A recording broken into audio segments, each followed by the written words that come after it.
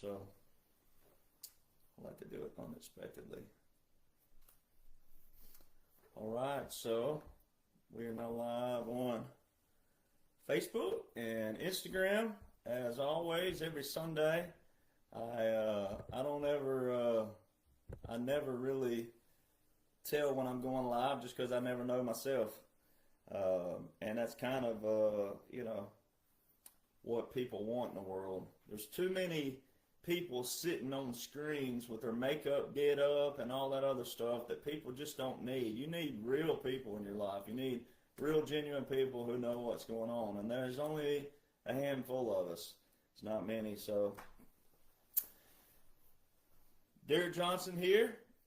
Some call me Rattletrap 1776. I see Instagram's already paused for whatever reason.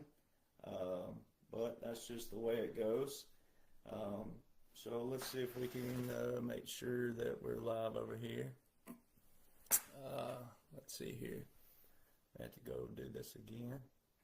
I don't know why Instagram's having issues all of a sudden. I'm not far from my Starlink. Let's see, there we go. Let's see here. See if it comes back on. If not, then we'll just keep rolling right here on Facebook.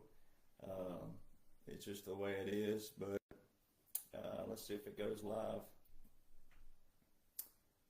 Let's see, it says it's still paused, reconnecting.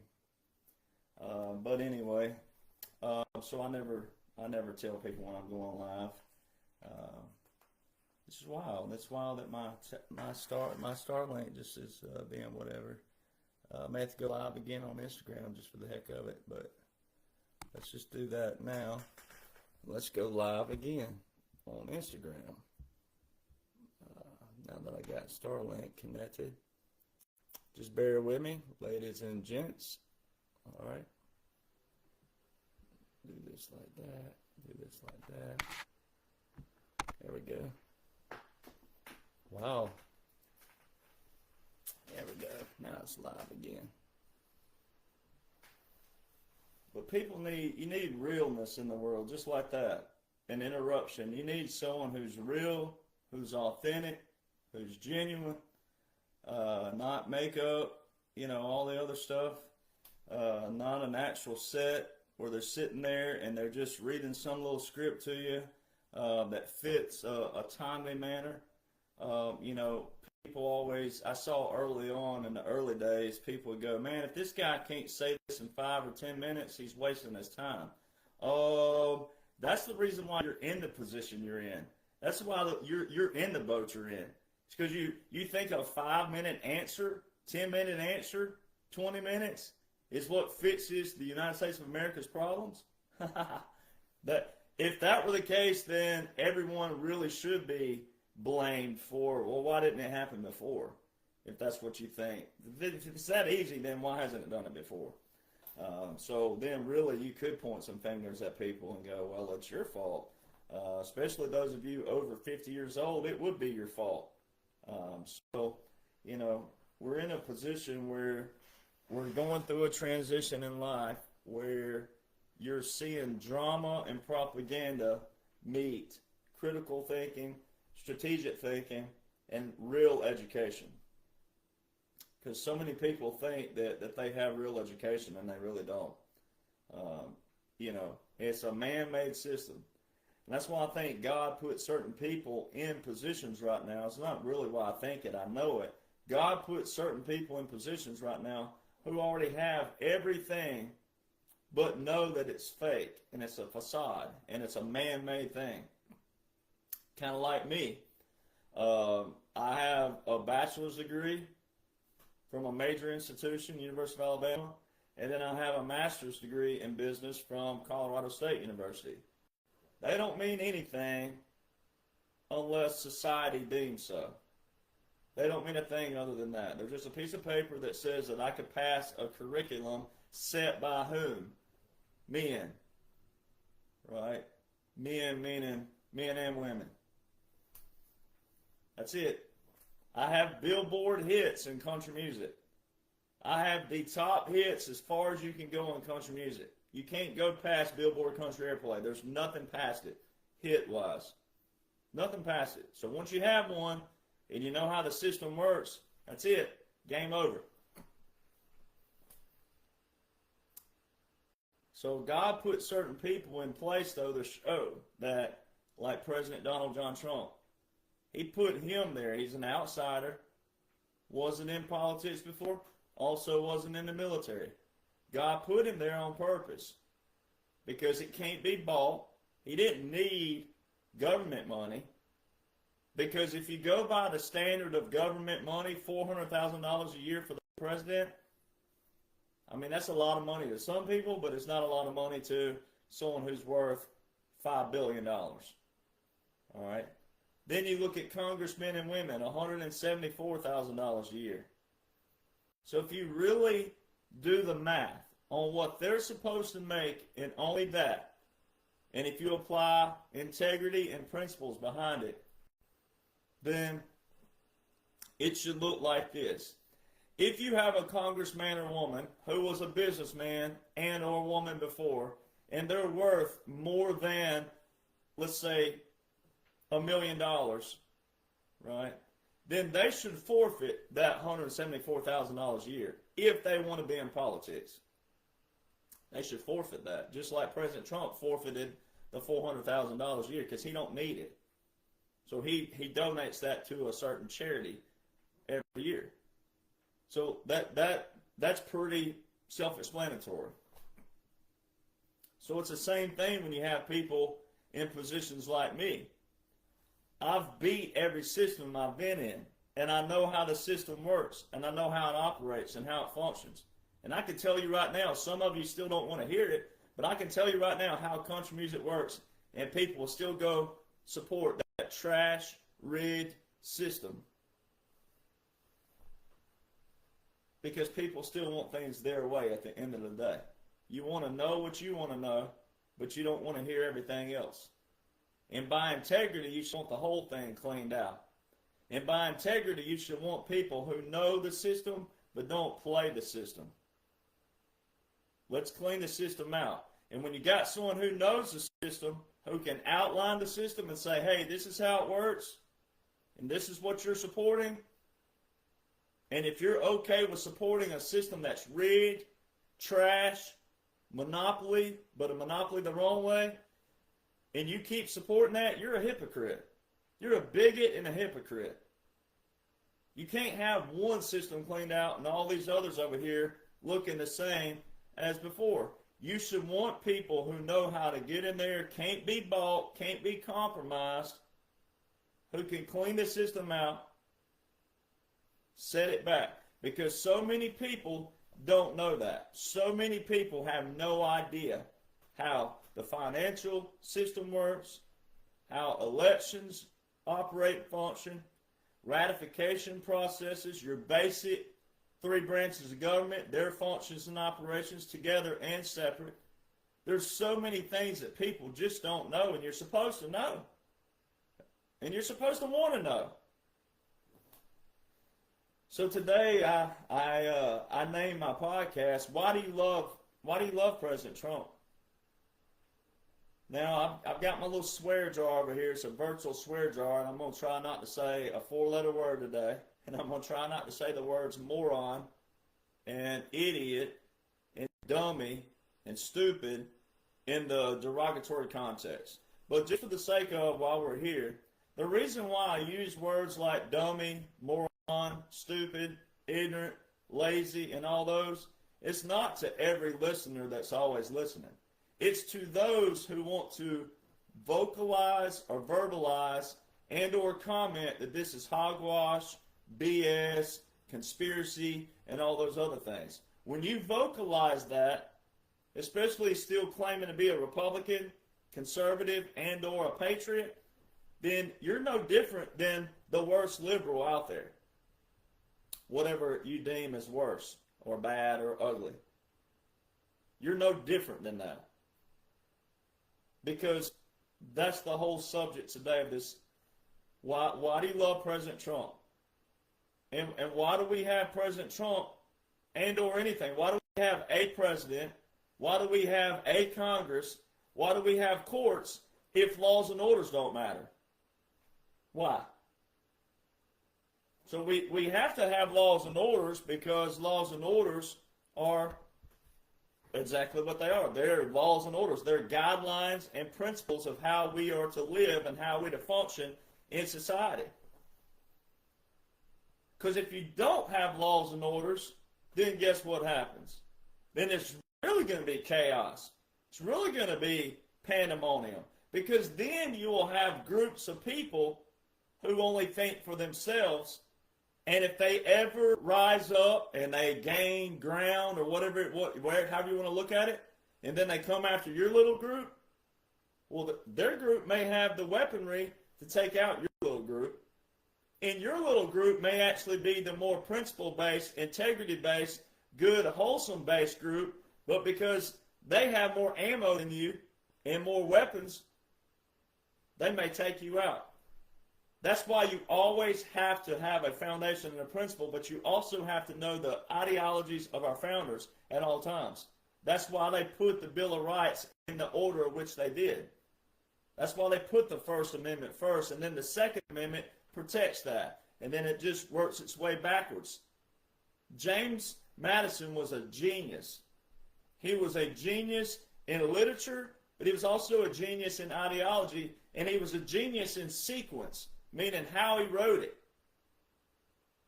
That's why every show or podcast, whatever you want to call it, that I do, I make notes. And I put them all in a sequence. I put them all in the order of which you need to know. Right? And that's how laws and orders work.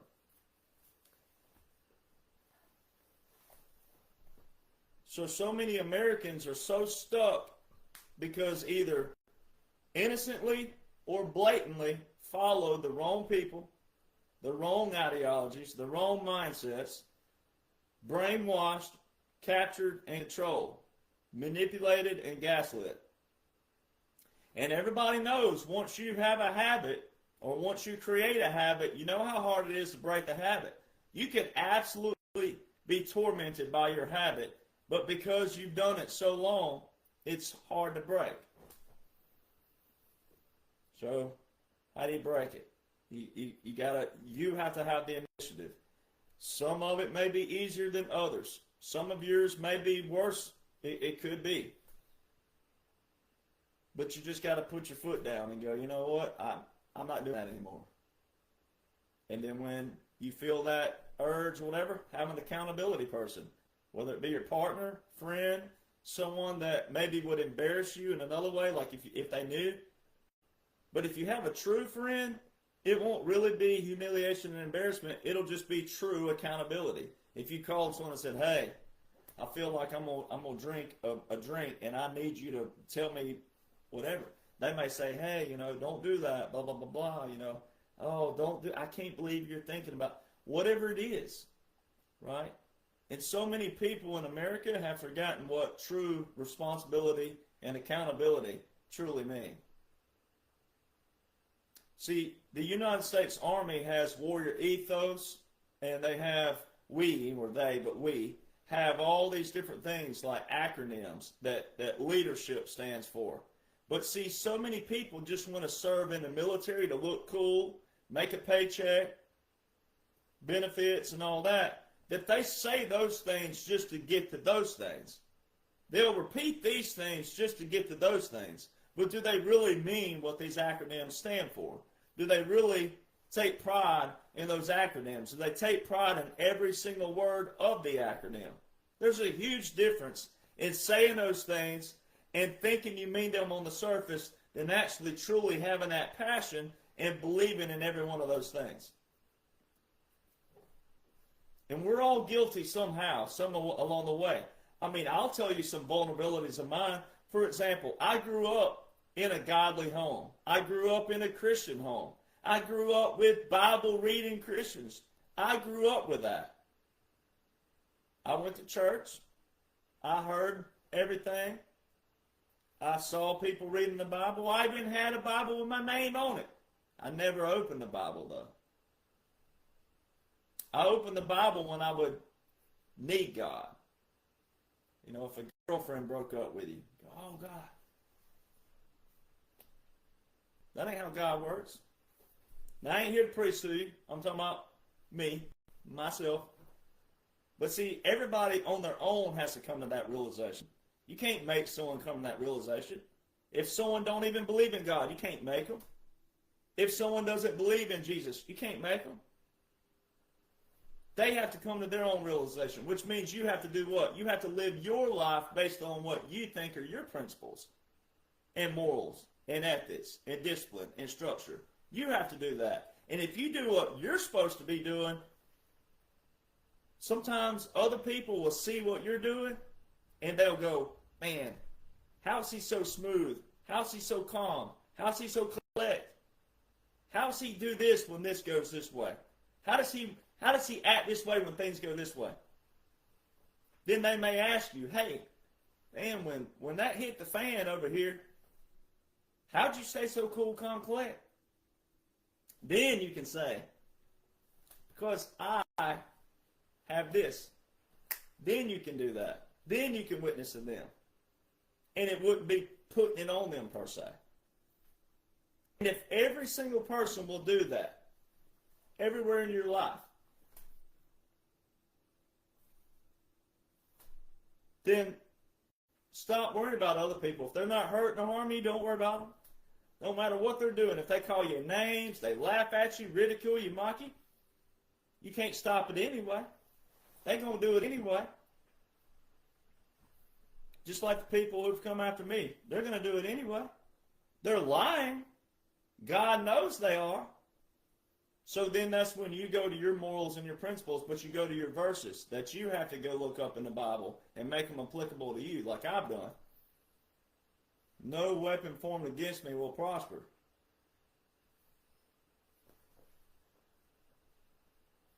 God will exalt you in due time. So President Trump was called here at this appointed time. He was put in that position. And God uses some people sometimes that you least expected. That's why so many liberals and Democrats have the low-level hanging fruit, not the ones being used as pawns in this operation, but the low-level hanging fruit make a mockery, ridicule every day of President Trump. But boy, if we could hang up their clothes on the line and judge them,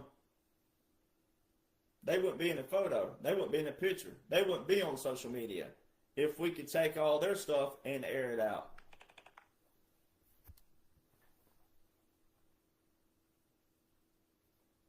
They wouldn't like it. They'd be exposed. But see, so many people that are in the darkness, they can't stand the light. So therefore, they're going to do what? They're going to come after the light harder sometimes. But the more the light keeps shining, and the more people who keep growing and coming to the light, then that darkness is going to get smaller, smaller, and smaller. That's why every single person does have a role and a responsibility with what's going on right now. So it's just this way. When you fool yourself saying, how do I know who to listen to and who to trust? Well, too many of you, I can tell you right now, are listening to too many lips and lungs moving out there. You're listening to too many people. That's the downfall with social media. Social media is good when it's good, but when it's bad, it's ugly.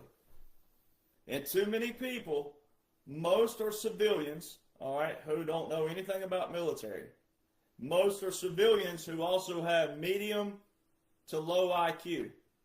Most are civilians who just want a name and a face, and they want to say that they did this first or they said this first. That's what most of them are. Now, I do believe, yes, that civilians should know everything, should be. But there's a huge difference in knowing things versus acting like you're somebody with some kind of quote-unquote intel, which I hate that word. Outside of the military, I loathe that word. There are so many people who think that they have intel just because they read something on Google that they thought someone else didn't read, and then they take it, make it theirs, and then put it out to you as if it's new or something. It's not. All right? It just don't work that way. So there's a lot of confusion out there simply because of that reason right there. A lot of confusion off of that. Paused again on Instagram. Well, we're having some issues today. So must be all over the target. That's all I can say. So, yeah. I'll just go live again on Instagram another time because this is not working. And I want to make sure Facebook's strength is good. So, there's that. So, too many people moving their lips. It's going to get you in trouble. All right, you got to picture this. Let's say you're out in the desert, right, and you had a guy named Moses with you. But let's just fast forward to 2025 as you're in the desert and you had a guy named Moses with you, but you had all these others over here going, listen to me, follow me. I know how to get out of here. Well, in 2025, if you put everything today in today's spectrum with what's going on in the world, like there'd just be 2 or 3 people following one person this way and 2 or 3 people following someone that way, and then next thing you know, you wouldn't see some of them again because they were in the desert and they went further into the desert. And then they did what? They didn't have any water, so they did what? They died. So there's too many people who are listening to so many people who just want a name and a face and popularity. Versus looking at someone like me who you didn't know before August 24, 2022. Then all of a sudden, boom, I come out of nowhere. But then I didn't build a page up. If you look at the dates of all my pages, I established all of my accounts and pages after I went viral on social media. Except for Telegram, I'd already had it, but I had 2 followers. I can prove that. Screenshot. Timestamps don't lie. And I know who the 2 followers are and were. All right? So if you look, and then of course True Social, it was established before I went viral, but there was a waiting list and a few other things, and I had I think 20 followers on there because of music. So no one was following me because of what I talk about. No one. And no one was sharing it. And then I didn't have the Facebooks. And I didn't have X, which old school Twitter. So if you look at things, I didn't grow a page. And I'm not knocking people who have. Kudos to them if they grew it from here all the way up. Kudos. But I didn't grow my pages. And then, here's this guy. Didn't work that way. Doesn't work that way. So there's a huge difference. So why do you love President Trump? Right? Why do you love President Trump? That's what we're getting to. Why do you love President Trump? You supported him to begin with. A lot of you loved him to begin with, but I've seen a lot of people who added me on my personal Facebook, which I still have a personal Facebook page, and I see people trashing him daily. People, why'd you add me? The only reason that you added me on Facebook is because you had heard about me via military. No other reason.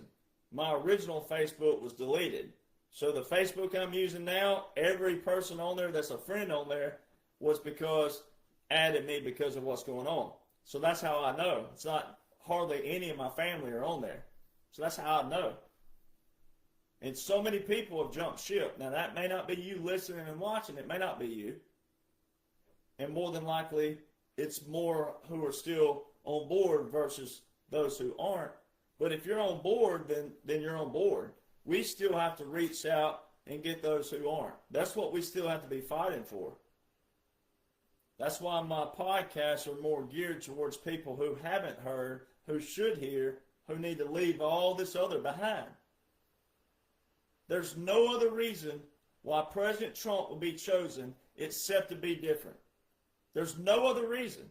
And when you make that applicable, then you study the dash, 45-47, which I always keep right here where you can see. All right, 45-47. When you know that, and then you so you take those two things, you take, okay, why else would they choose him? Then the 45-47, which he put on the ball cap April the 2nd, 2023. So he was claiming 47 a year and 7 months, 17, before the actual 47 voting process. So when you take all those things, there's no other reason. There's no other reason. So, like all his quotes and sayings, the best is yet to come, and follow the money. We have it all, we call them all. If you just think those are all hot air and just sayings, then you might as well just go on over to the liberal side. Just go on over. Just be exactly what you look like you're projecting. Because they're blind. They don't even talk about that stuff, but you will still fit in more with them versus saying you're a President Trump supporter and or you're all about this nation and our foundation and our ideologies because you don't act like it. You want to be a patriot, act like it. That ain't up one day, down the next, up one day, down the next. No matter what's happening. It's giving it hell every single day. And if it's your worst day, then you should give it hell even more. So how do you know? Well, did you know how the swamp grew? That's a better question. Do you know how the swamp grew and developed?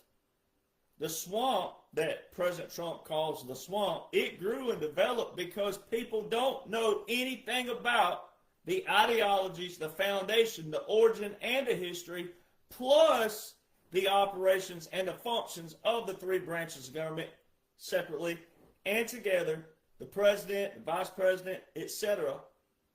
Just simple knowing what you're supposed to know. That's how the swamp grew. Laws on paper read neutral as possible.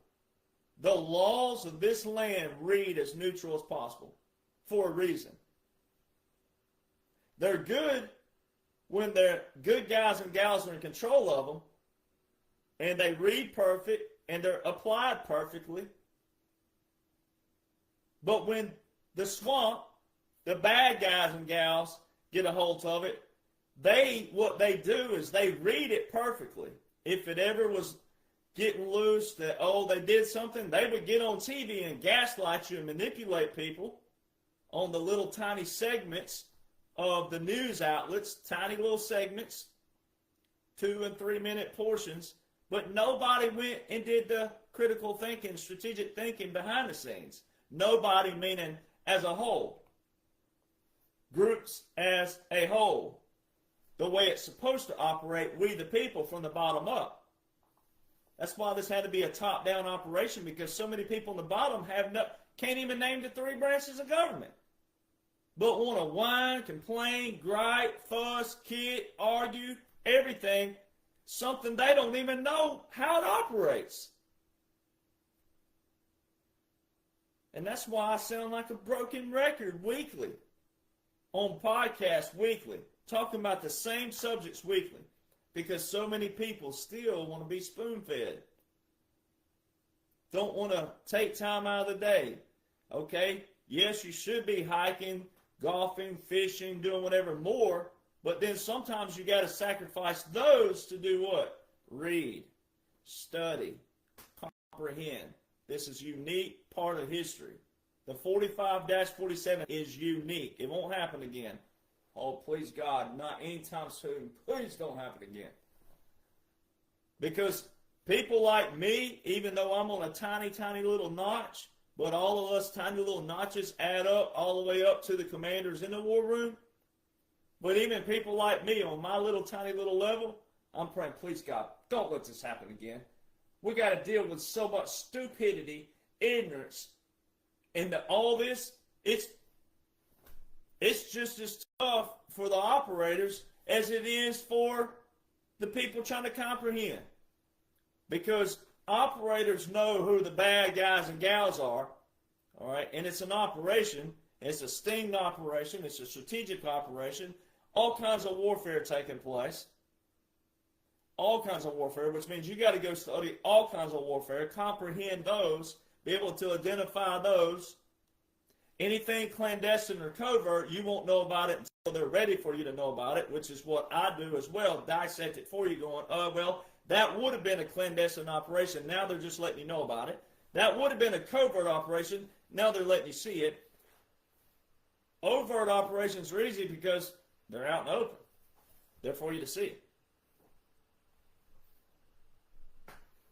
So you got to be able to escape drama mindset and get into real skill sets.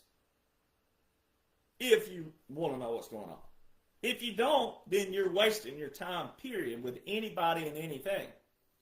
I mean, if you don't want to find someone like me and read and study what I provide you via .gov and .mil sites that all tie together and outline the 45-dash service, why would you want to go over to some drama fed if you don't care about the whole application? It just means you love drama.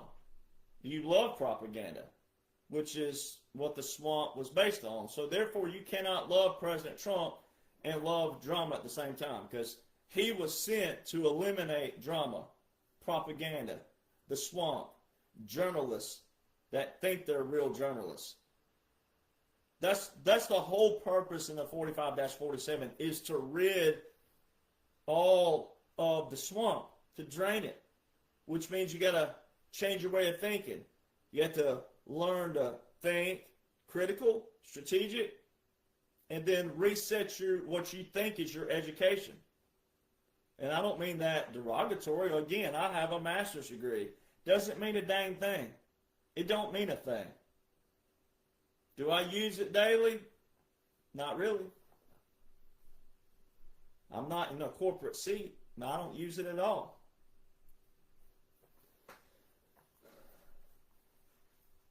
So if laws don't matter, then that means that you'd be able to do whatever you want, whenever you want, without any accountability, punishment, or justice.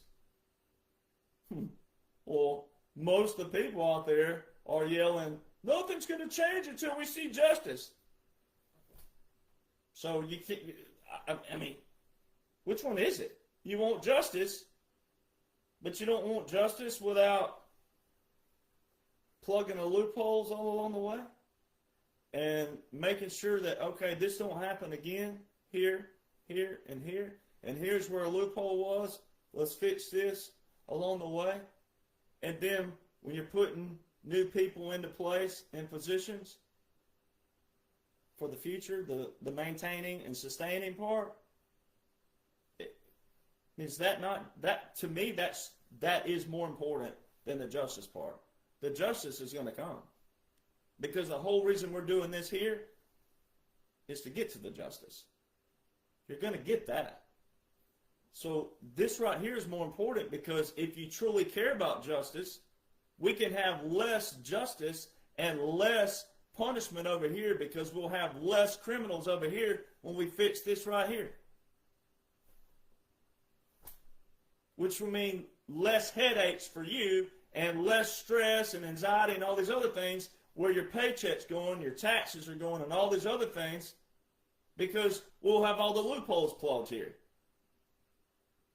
And then we re-educate society on how every bit of these work, and when more people are pulling their weight, and it's also reciprocal, then we have less of everything, but more of wholesome things, more of patriotism, more of people doing what they're supposed to be doing. That's why I quote Merle Haggard's song all the time. When people start doing what they ought to be doing, then they won't be booing no more. When people start doing what they ought to be doing, then they won't be booing no more. That was in 1970s. That song. You know what the next line says in that song? It says, when people start doing what they ought to be doing, then they won't be booing no more.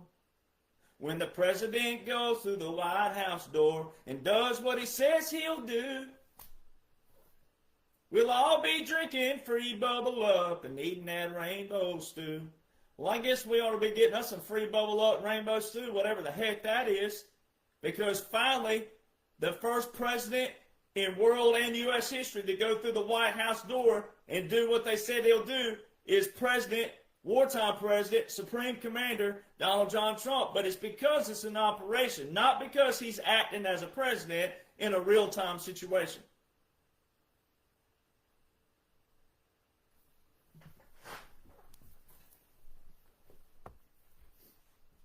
So if you have the skill sets based on what you're supposed to have and what you're supposed to know, then you'll be able to detect and determine who's doing what behind their responsibilities.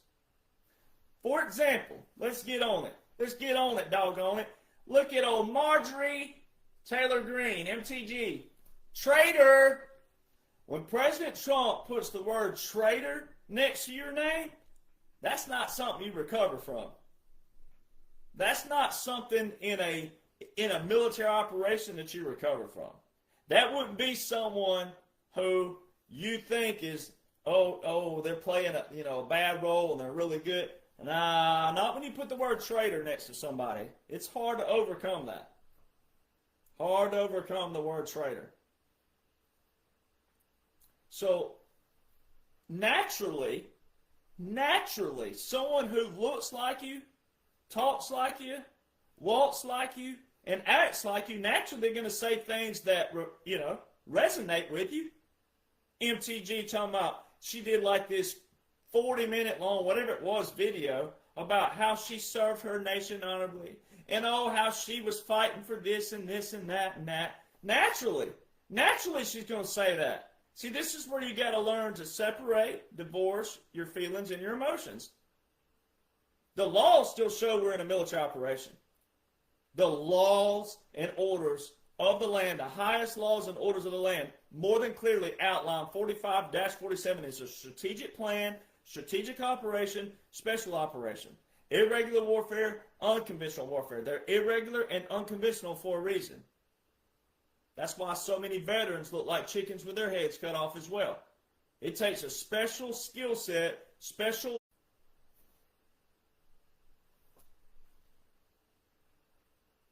So MTG says all the right things, gets on there, and it's all about what she did and all this and that and this and that and that and that. One little location, all you got to look at is one little spot. One little spot to show you what MTG was about. All right, $174,000 a year.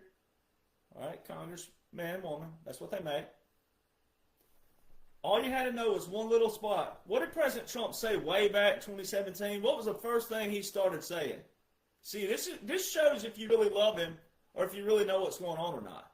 The very first thing that President Trump went after and started saying in 2017 early was follow the money. Follow the money.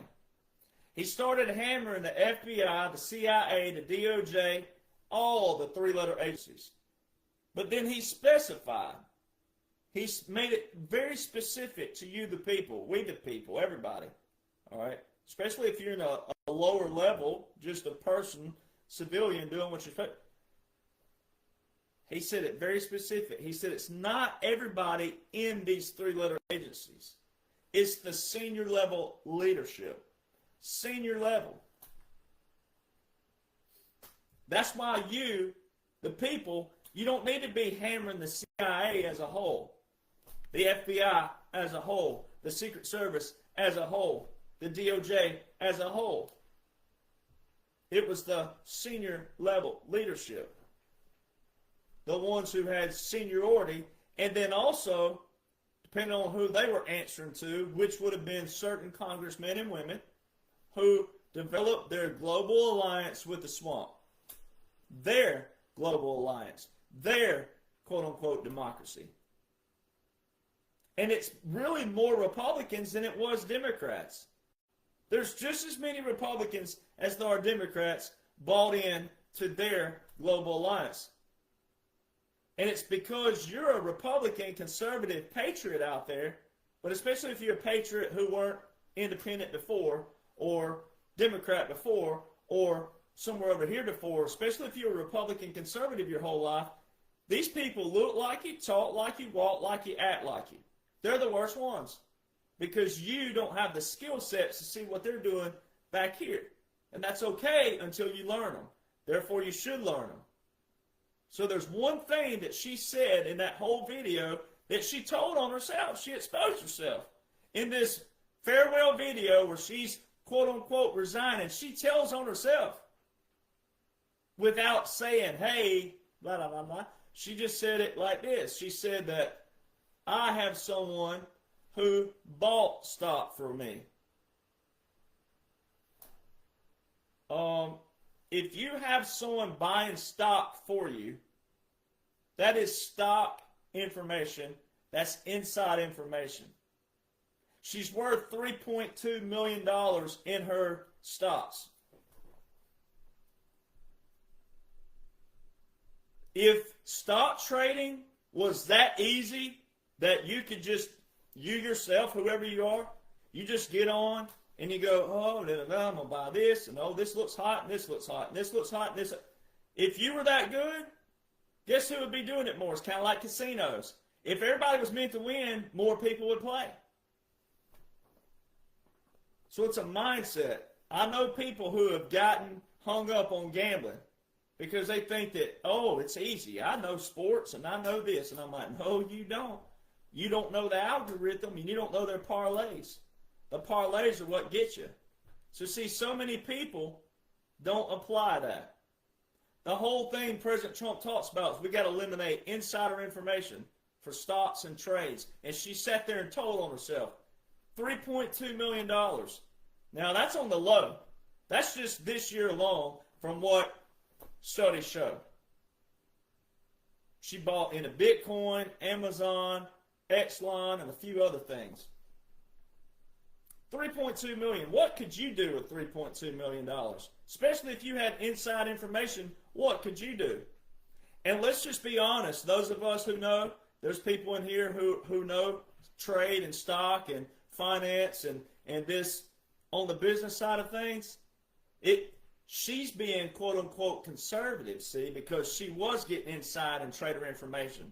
So if she would have gone and bought the hottest stocks at all time, it would have tipped the scales and it would have been more visible to average people because she would have been worth more than that if they were going after every hot stock they could get their hands on because they do have insider information, which means they know what's going to shoot up, they know what's going to fall.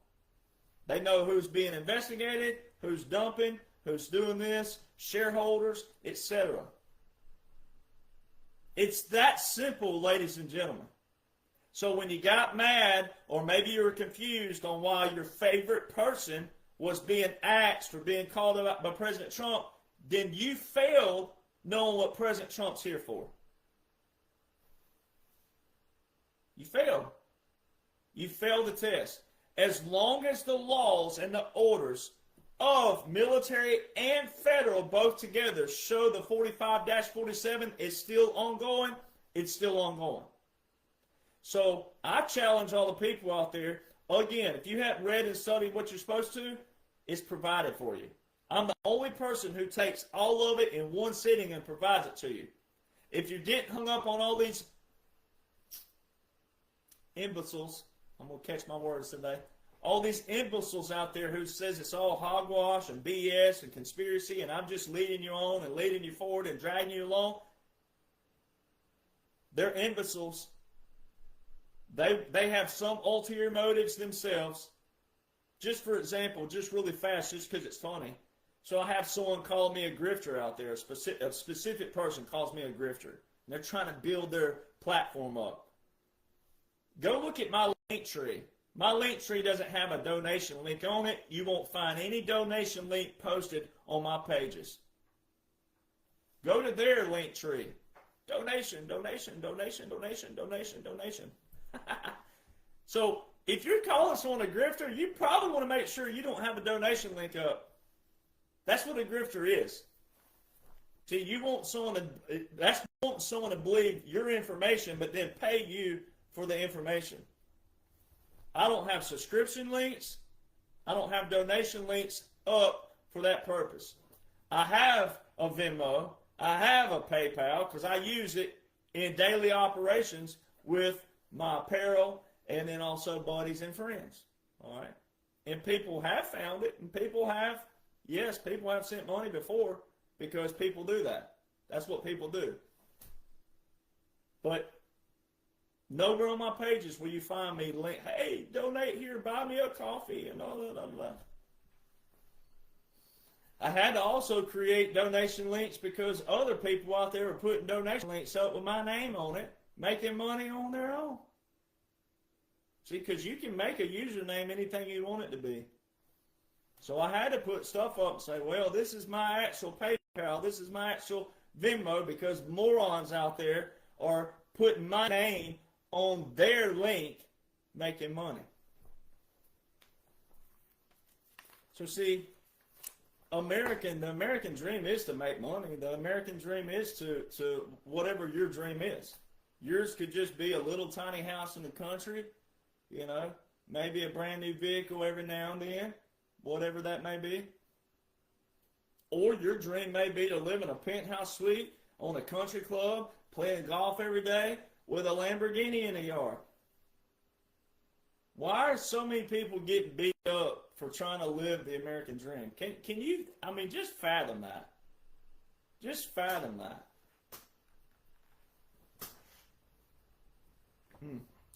So recently, there was a senator or some congressperson, I can't remember who it was, but they were saying how President Trump had not invoked the International Economic Emergency Powers Act. Mouthful there. The IEEPA. All right, so I'm going to call it that. So it's the International Economic Emergency Powers Act. But it's what I call the IEEPA because that's the acronym for it. So we're going to use it like that from here out. So there was an article about how President Trump didn't invoke that. This is how humorous this is, but this is also how easy this is. So both. So I bring that up because that's part of a national emergency. When you declare a national emergency, you invoke certain powers. 120 statutory powers becomes available to the president when he declares a national emergency. So this person recently was saying how President Trump didn't do so. That's the dumbest thing you could really say. But then turn around saying he don't have the authority to use that. That's even dumber, depending on how you want to split the hair. So this is why I've been showing people recently. The reason why you need to know what executive orders are, national emergencies, and then emergency powers, etc. Whether separately, you need to know what they are, and then together you need to know what they are because they all come with certain powers. So President Trump, this is what's so hilarious about when you hear Democrats and liberals out there saying President Trump can't do certain things. Yes, he most certainly can. One, law. If the law was unconstitutional, then why is it still in the law all these years? Every single law that President Trump's using was long before 2017. Long before November the 8th, 2016, the election. So, if it was against the law for President Trump to use orders to enforce that law, then the law should have been abolished long before 2017. Every single law that has an order with it that President Trump has invoked has been in place long before 2017. The Uniform Code of Military Justice became that title May the 5th, 1950. How old were you in 1950? Apply that. Some of you weren't even born. All right?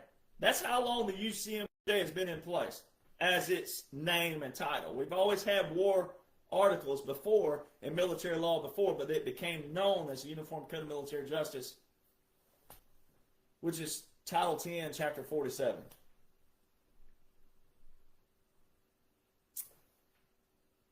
So there's that.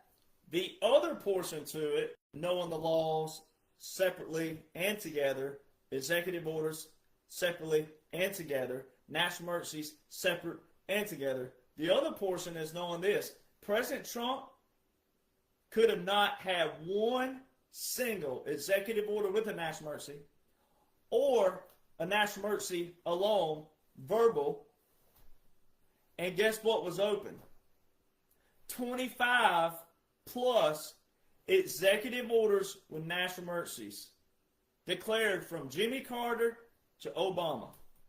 Which means that whoever, if it would have been a normal presidency starting in 2017, with just a normal president, not an operation, even a normal, regular sitting president would have still had the authority and power of all those executive orders and national emergencies, which come with 120 statutory powers, each national emergency declared. Now, they're the same 120 powers, but by theory, just to show you that if one was terminated, there's 24 left, well, there's still the 120 statutory powers.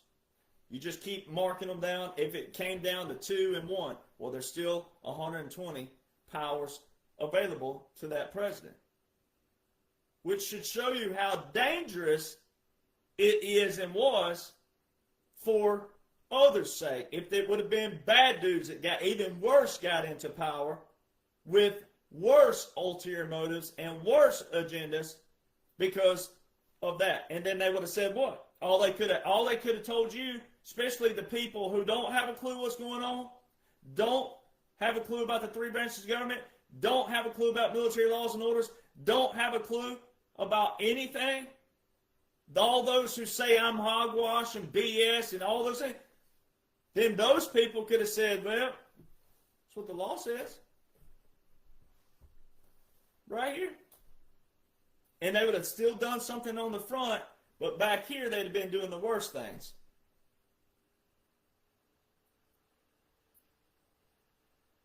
And not a single person who has called this hogwash, BS, and all the other things they've tried to do, to me especially, they've not taken every single law and order of the 45-47, plus military laws, irregular warfare, unconventional warfare. They're not taking any of those and told you how it isn't so. They haven't taken all the laws and the orders and vote, plus the visuals that go with it, and said, well, that ain't what you saw, and this ain't what the law says. They can't do it, because that ain't how it works. Therefore, you don't have a reason to be confused. You don't have a reason to have any stress, any fear, because it most certainly does outline what it outlines. They are deep state. And this is where you apply the words like moron and stupid.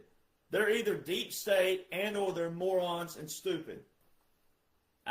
You cannot say it anymore. Lazy don't define that. Lazy could just mean you're lazy and you haven't had the opportunity to read, study, comprehend, and say, here's the blueprint formula. Here you go. Don't worry about all this stuff. Here it is right here. It's called The Midnight Rider Rides Again. They're #1 bestsellers for a reason. Here they are. And someone lazy could be all of a sudden driven to have some initiative and some fire and go, wow, this just made it simple. So you have to call people stupid and morons when they're saying that laws and orders that are currently invoked that cannot be debunked, they're invoked for a reason, and they're all in a sequence, all in an order, and an application, which is a formula and a blueprint. They are there. Which brings me to the Aliens Act. All right, President Trump reshared a post yesterday. He reshared from April where the Aliens Act was upheld in a 5-4 ruling by the Supreme Court. Now, the Aliens Act is real simple, and I'm going to read some of it to you here, but, you have to go read it to fully comprehend and understand the history of it, but I'm going to read 2 different portions really fast for you, but you should go to archives.gov, and then also there's a congress.gov for this, but this is from the archives, all right? Passed in preparation for anticipated war with France, the Alien and Seditions Act tightened restrictions on foreign-born Americans and limited speech critical of the government.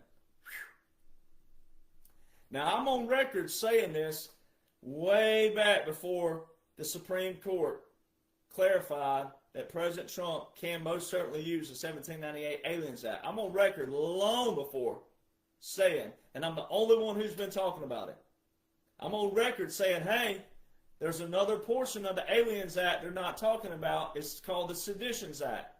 Now, you'll have historians, especially historians of Democrats and liberals, who are trying to use ulterior motives and agendas to skew things and to tell you that, oh, they say it was, they don't use the term abolished. They use another term for it. That it was, I'm trying to think of the term they use all the time. But basically they tell you that, oh, that doesn't stand anymore. I'm like, yes, it does. It was not abolished. It's a wartime act. Meaning you don't want this act to be invoked any other time until necessary. That's what it's there for. It's a wartime act. But there's another portion to it. It's called the Seditions Act. And no, it did not get abolished. So that's the key thing with this.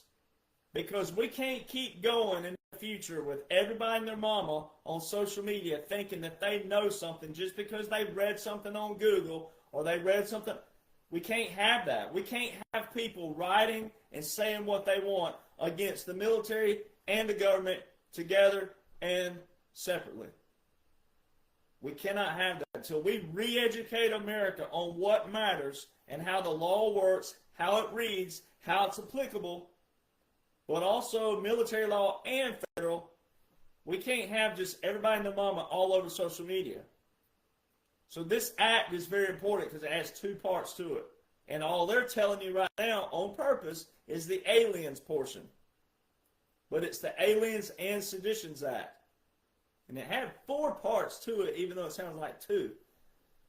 So I'm going to read a little bit more here just because on record. In 1798, the United States stood on the brink of war with France. The Federalist Party, which advocated for a strong central government, believed that the Democratic-Republican criticism of Federalist policies was disloyal and feared that aliens, in quotes, or non-citizens living in the United States would sympathize with the French during the war. As a result, Federalist-controlled Congress passed 4 laws known collectively as the Alien and Seditions Act.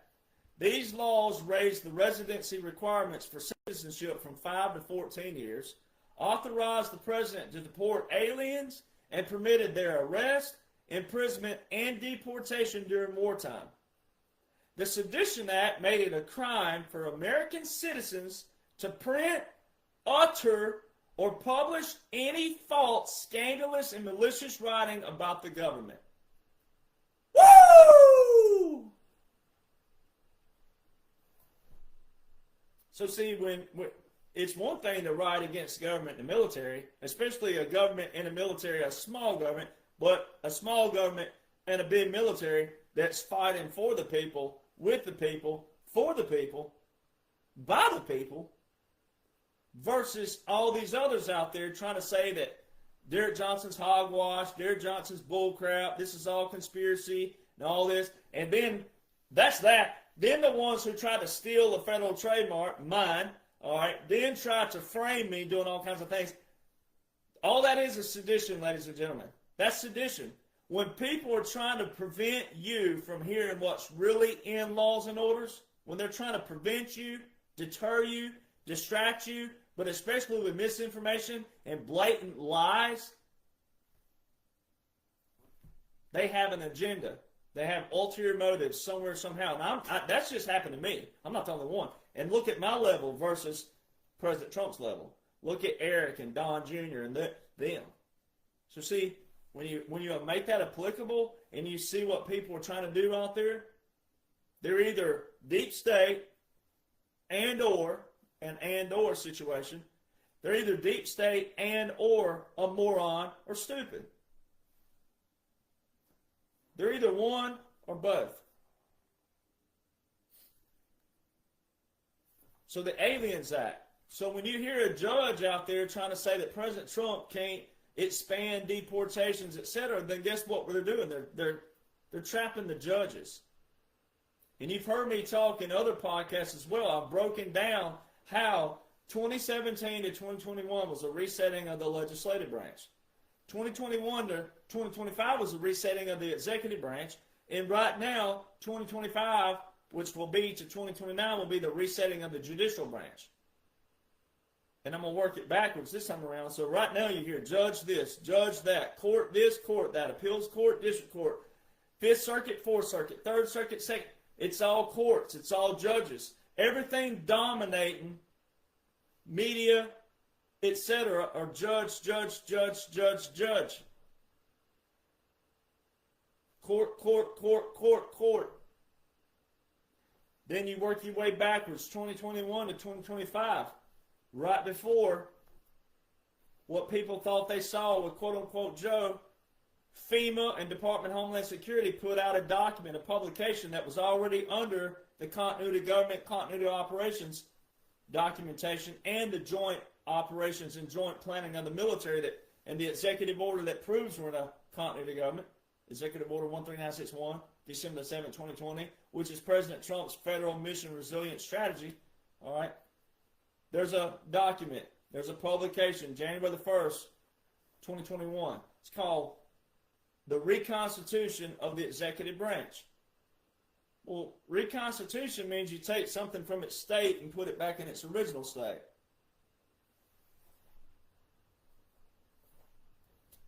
Then you had the quote-unquote funeral for Joe. All right? It wasn't just for quote-unquote Joe. It was for the monarchy as well, meaning that you're watching an operation. 3 cannons at Arlington were the only cannons shown all day long for quote-unquote Joe. And they weren't even shown after what Americans thought was the oath of office. They weren't even shown after it. That's when the cannons go off. It's when the president takes their oath. As soon as they're done, you'll hear the 4 ruffles. Dun, dun, dun, dun, dun, dun, dun, dun, dun, dun, dun, 4 of those. Then Hail to the Chief starts simultaneous the cannons. That didn't happen. And now you have I call it a bookend, meaning you have this with President Trump on the 2025, January the 20th, and then from 2017 to 1969, you can go and see all the inaugurations. 4 cannons, 21 rounds for those. Then there's the outlier, quote-unquote Joe. The only cannons shown all day long for quote-unquote Joe were 3 at Arlington. It's a funeral. They never showed any other cannons except with President Trump. They showed the 4 cannons, 21 rounds with President Trump on the same day, January the 20th, 2021. It's that simple. And I've broken that down elsewhere. Now let's go back to 2017 to 2021. That was the resetting of the legislative. That's when all these unique laws and orders went into place. That's when all the unique strategies that set up for the Aliens Act to be invoked. It's set up for this because this portion, that was in April, so we're in the portion of the judicial branch. So the judicial is interpreting what the president's doing way back here. That's all the judicial branch is for, to interpret the law. But that ain't what it's been before 2016 and back. The judicial branch was more of your legislative branch, dominating legislation, dominating what should happen and what should be for whom? The swamp. Setting things up for them. Their alliances, their quote-unquote democracy, their benefits, their families, them, not you, the low-level liberal, not you, the low-level Democrat, not you, the Republican conservative, especially y'all, conservative Republican patriot, but for them. So draining of the swamp means everybody that's set up for them. So naturally, Marjorie Taylor Greene and all these people who have insider information, stock information, and all these things that set themselves, naturally the Republicans are going to say, oh, I fought for this country, and I did this, and I fought for you, and that. Naturally they're going to say that, because that's their humiliation and embarrassment, because their stain hadn't been shown yet what she actually did. Oh, it will be. It should be already known already when she said that I had a stockbroker who bought things for me. I had someone who bought things for me. Stockbroker. They know what to buy. They know what's popping. So now go back to the Aliens Act and the judges. President Trump issued Executive Order 13977 on January the 18th, 2021. It's a protection order for all judges, law enforcement, and prosecutors. On January the 18th, 2021, that would have been 2 days before the world thought, quote unquote, Joe became president. So how come if President Trump is a dictator, a Nazi, a communist, a king, a pedophile, and all these things they charge of him, how come they didn't abolish anything? I mean, you got to really think about this now. This is so freaking easy and simple. Really think about it. President Trump didn't become the threat January the 20th, 2025. President Trump became the threat on June the 16th, 2015 when he rolled down the escalator. This is how easy this is. This also proves the Midnight Rider Rides Again, Part 1 and 2. It proves the 45-46. It proves everything. President Trump didn't become the threat January the 20th, 2025. He didn't become the threat January the 20th, 2017. He became the threat June the 16th, 2015 when he rolled down that escalator. If there were still people who didn't know what was about to take place, meaning they had no clue that a military occupation and military government and military operation was about to take over, if there were still actors who had no idea what was about, he was the threat then, not when he took office. That's why so many quote-unquote patriots and or bandwagoners look atrocious. When you're up one day, down the next. Up one day, down the next. Jump ship one day, try to get back on the next.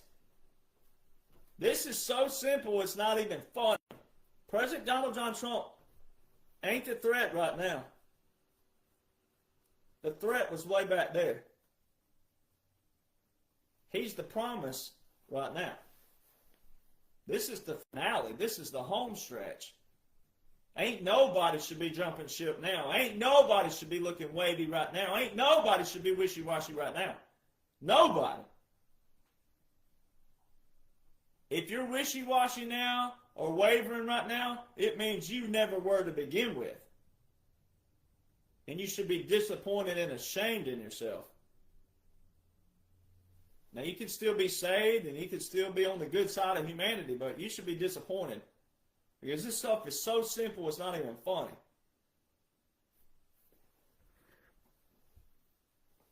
But that's why it had to be a top-down operation, because so many low-level hanging fruit. You're down one day, up the next. Down one day, the world's falling on you one day. The next day, you're Rocky on top of the step. You're doing all that. One day, you just...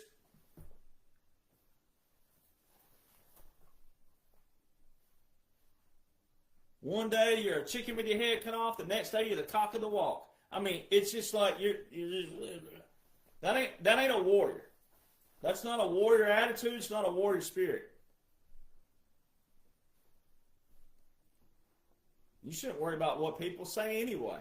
If I can make it, you can make it. You got to look at that. If I can handle all this crap, you can handle it. It's just a bunch of noise, a bunch of crap, a bunch of morons, a bunch of idiots, a bunch of people out there. So many people with ulterior motives and agendas. They're losing.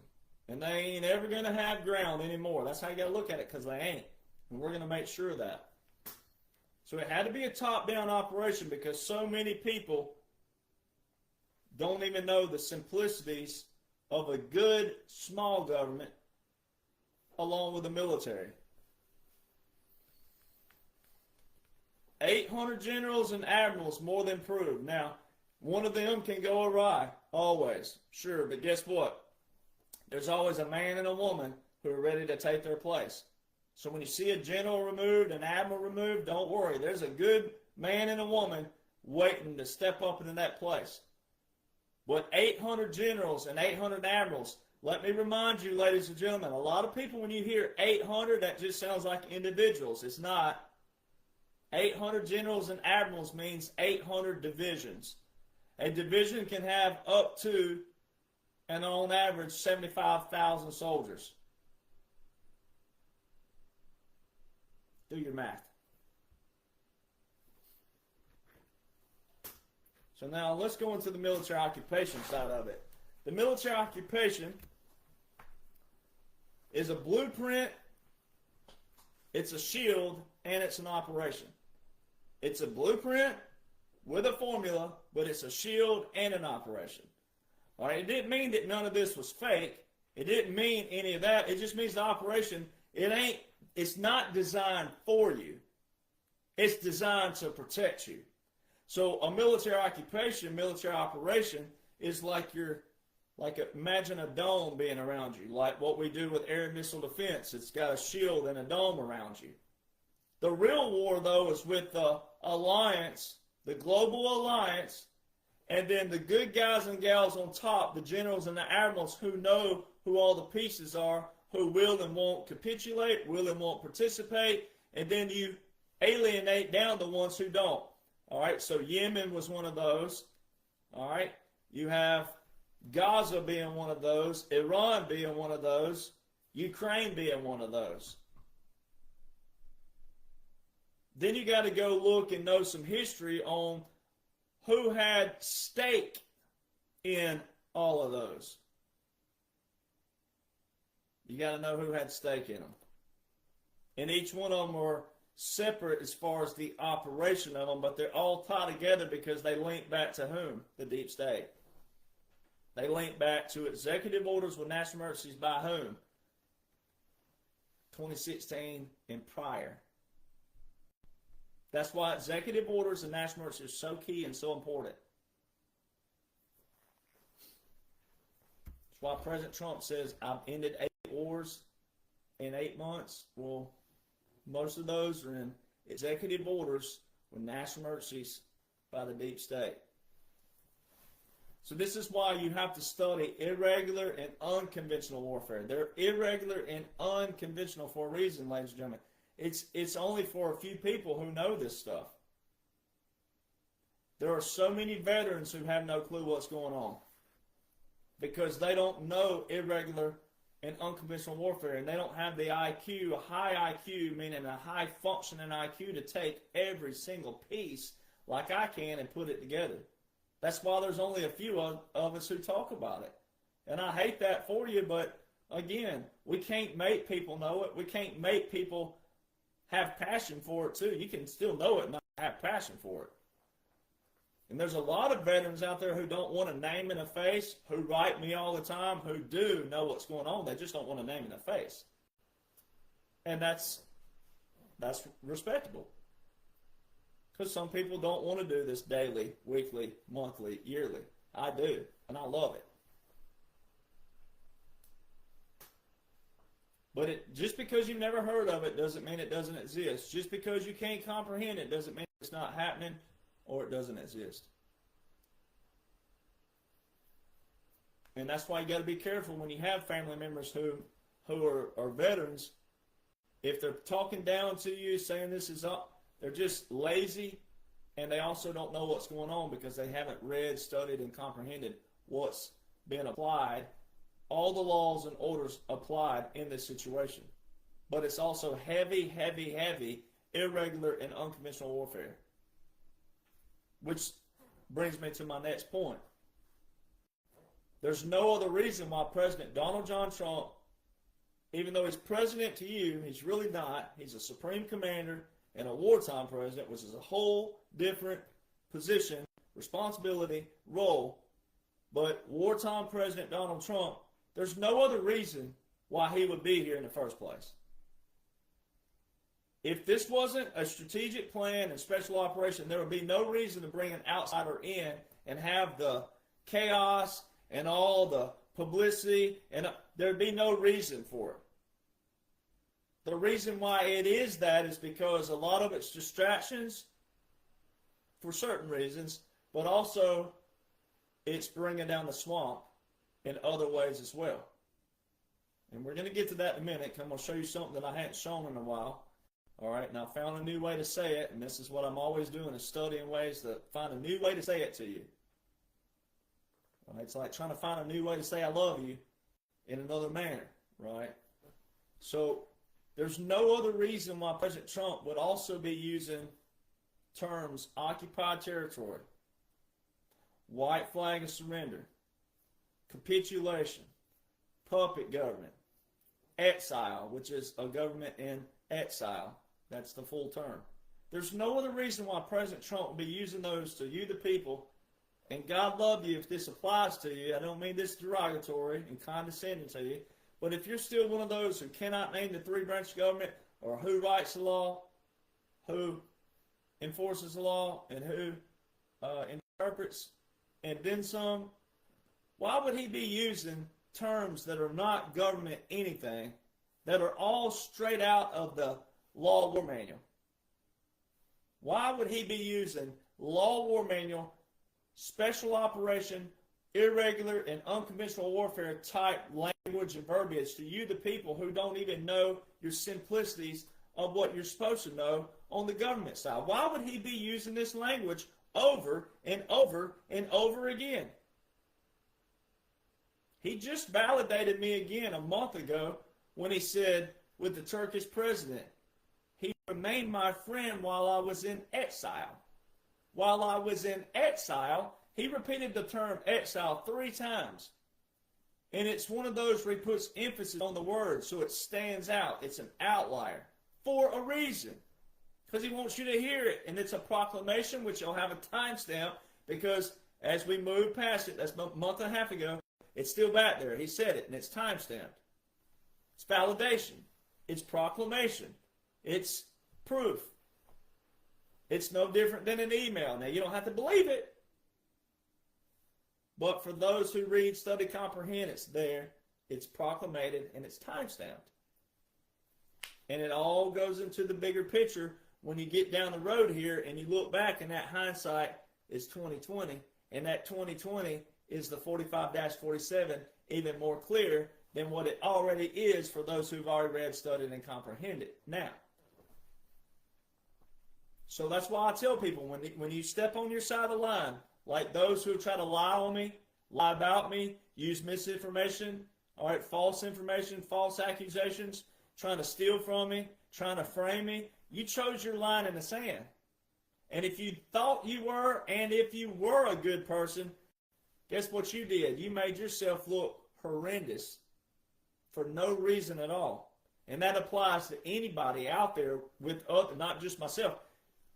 When they choose their line in the sand, and they try to lie on you, ridicule, mock you, they chose it. All you got to do is be the bull on the hill, baby. Sharpen them horns. Set your feet in. Protect your heel. And when you're standing on truth, when you're standing on facts, when you're standing on the laws and the orders and the ideologies of our foundation, and you know all that, then you'll know that 45-47 is just that. Stand on it, baby. Sharpen your horns. Dig your feet in. Be the bull on the hill.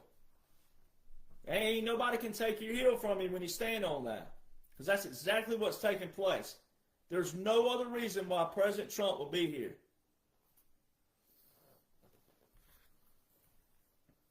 Because I can tell you right now, if President Trump was using all these terms, and especially the military, all right, if he was using military and civil operations, and he didn't have the laws and orders back, guess who is the judge of that? Not only people right now, but history.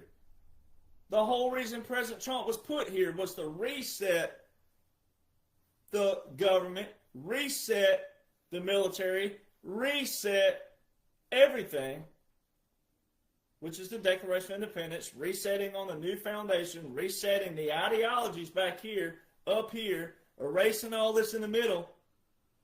If President Trump was doing all this to benefit himself, benefit the other side, which you would call your side, but if he did that and he never did it for all the people, then history will judge him for that. History will judge all these admirals and generals for that. Now, some people could say, well, I don't care if history judges. Okay, well, that's you. But a lot of people do. You want to go, if you have an opportunity to go down in the history books for doing something for God, your nation, your state, your people, your family, your friends, wouldn't you much rather go down for good, not bad? Pretty simple, ain't it? Good, bad, good, evil. Pretty simple. So history will be the judge. You think President Trump came out of the lifestyle he's living, a billionaire lifestyle, to take on all the mockery, the hate, the ridicule, the shame, just that alone? Plus what he would have to do in real situations, being shot at, security for not only himself, but his wife, the first lady, all right, his children, the first family, all right, and then their children and their children. You really think that he came out of the lifestyle he already had to take on that? Come on, people. There is no reason at all every single day that you don't wake up feeling like, woo! There should be no ship jumping. There should be no negativity whatsoever, especially at this point. Anyone who's treating President Trump as a regular president, you're missing the ballpark very bad. You're not even in the ballpark. You're nowhere near the ballpark.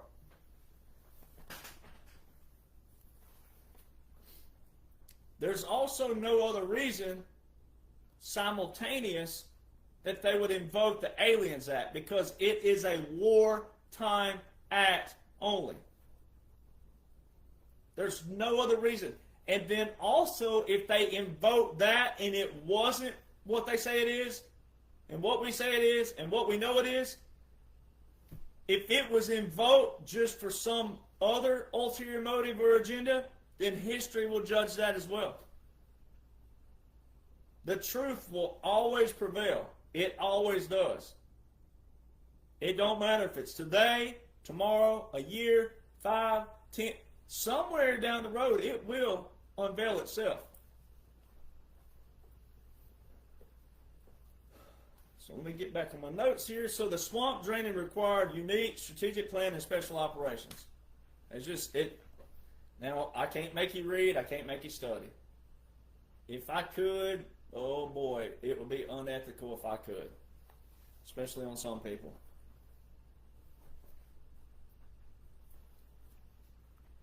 So it don't matter who's saying what. Like I say, there's a lot of veterans out there who call this BS and all that. Well, guess what? If you're a civilian, you can recover a lot easier than a veteran. But if you're a veteran saying that, your recovery ain't going to be good for you. It already isn't good for the people who do read and study. It's already not good. But it's really going to be bad for you when all is unveiled. And you did it to yourself. I didn't do it to you. Especially the death threats I received from one particular veteran. Ain't gonna look good on you, pal. Especially when I show the people what you said, your name, your face, and everything. You death threaten me, I'm gonna dox the heck out of you.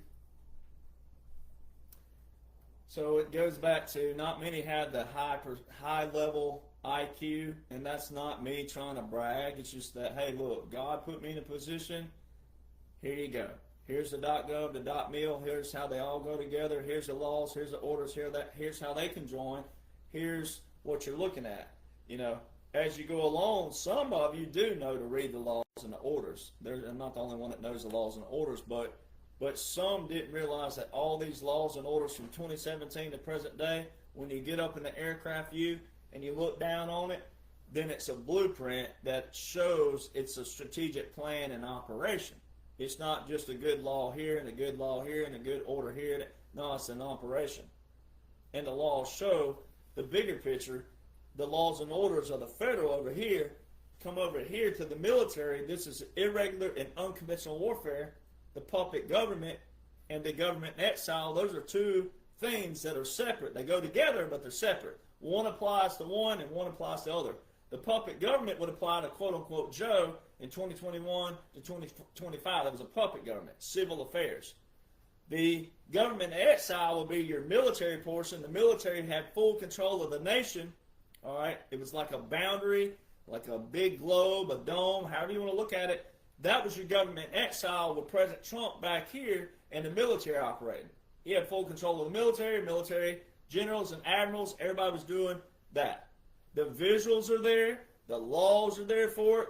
The executive orders, the national emergencies. And then what Joe did not do. For the people who thinks Joe was real, it's what he didn't do.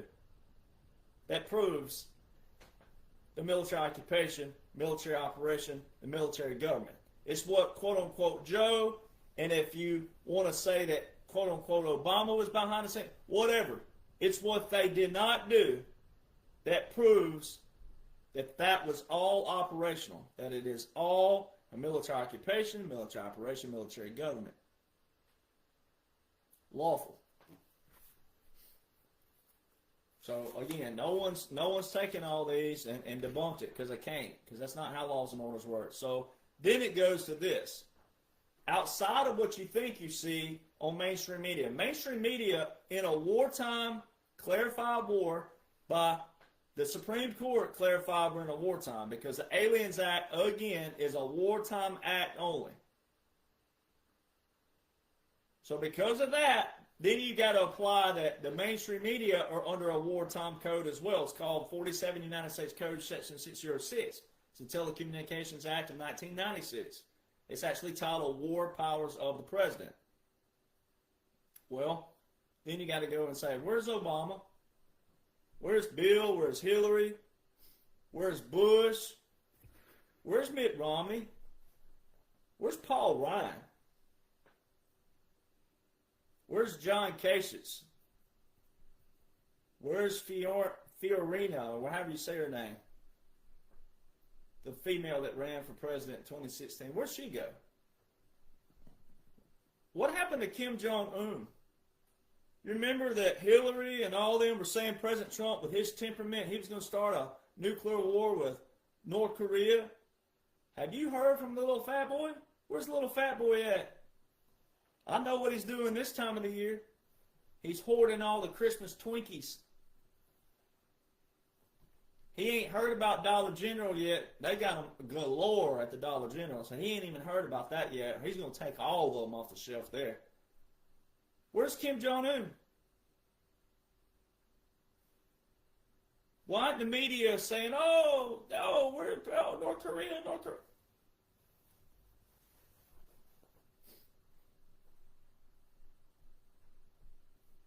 So in a military operation like this, what you do is you capture Obama, Hillary, Bill, Bush, take them back here. All right? Then this is real simple. This is what you've been witnessing and watching. This is my new way to say it to you. This is another language for you, another love language for you, if you will. So in a military occupation that sets the parameters, the playing field, because the playing field is not designed for you. It's designed to protect you, because you're not a part of the operation. You're not a part. You don't know who's good. You don't know who's bad. You may think you do. You don't. All right, you only know after the fact. You only know when they make it public and visual. You don't know the clandestine. You don't know the covert. You're not supposed to. For some of you, if you did know, you'd blabbermouth so quick, then guess what would happen? You'd blow the mission and operation. So everything I talk about's already been done. There's things I know that I can't talk about, but I also prove to the people that I'm around that I can do what? I can do as I'm told. I can do things accordingly, according to laws and orders and regulations, customs, principles, standards, ethics, etc. Discipline, structure, however you want to coin it. So what you've been witnessing the whole time is when you capture certain people, all right, and you pull them back here. I mean, you got them. They're not going anywhere. They can't go anywhere. You got them in padded cells. You got them where the TV's so high they can't reach it. All right, they can't get to the cords. They don't have bed sheets and things of that nature. They can't do the old school tie themselves up or anything like that, suffocate themselves. All right. You put them in a cold cell, right? Things like that. They get fed daily. They get water. They get treated humanely. But other than that, there's nothing they can do to harm themselves. And you put these TVs up there. You say, look, here's what we're going to do. President Trump is the face of this operation. He knows what's going on. He is fully on board with this, and we're going to trash the ever-living heck out of him.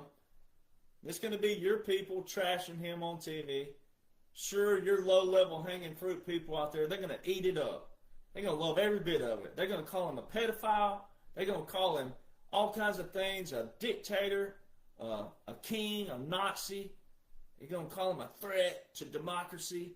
You got your people so brainwashed they don't even know we're a republic. We're not a democracy. Right? Your people are going to eat it up and love it. But until you tell us what we want you to say, until you make it public confession on this camera right here, on this TV right here, until you full public confession, here's what we're going to do. We're going to trash President Trump all day long. We're going to get your people all riled up, the people who support you no matter what. We're going to get them, reel them in, pull them in, everything. Get them all stirred up on Epstein and all these other things that you were participating with. All right? We're going to trash President Trump, and he knows about it. He's fully on board. You're going to trash the crap out of him. We're going to get everybody pulled in. And then we're going to take your other key people one by one. Or it may be them. Until you get a confession, until you give us that, we're gonna trash him, and then you up to the plate. So, for example, here's a recent one that took place that you witnessed. You all witnessed it, and you witnessed a military operation. You witnessed unconventional and irregular warfare. You witnessed all of it right in front of you. And I kept me and all the podcasters I'm on with, but they're not really podcasters. Everybody's in a military position is acting external, but with the military still. I was given a cool little spot, and all these others are too. When you have a full bird colonel and other colonels, they're not far from generals. You got to keep in mind they're friends with generals. They know, everybody knows what's going on. So here's what you witnessed. I always quote the movie Mr. Smith Goes to Washington. And I tell everybody, if you want just a simple, like, cool movie that's not so documentary type, but it's real movie, or one of the iconic legends of the original Hollywood before it was bad. All right, and then also he was a brigadier general in the military. One-star general. Jimmy or James Stewart. All right. Mr. Smith Goes to Washington. In that movie, he stands and he exhausts himself. And he reads so much stuff. And he went for however many hours. And they were all complaining. And they were all, interrupting and objections and you name it. And he just kept going. And he kept going and kept going. He exhausted himself. What did you see recently? It was the same replication of that, but it was a polar opposite because of what they were doing with it. Hakeem Jeffries. They had Hakeem Jeffries stand there for hours, and he set this record. And all the Democrats and the liberals, the low-level hanging fruit, oh, finally, there's our new leader. Yeah, Hakeem, you tell him, blah, blah, blah, blah, blah.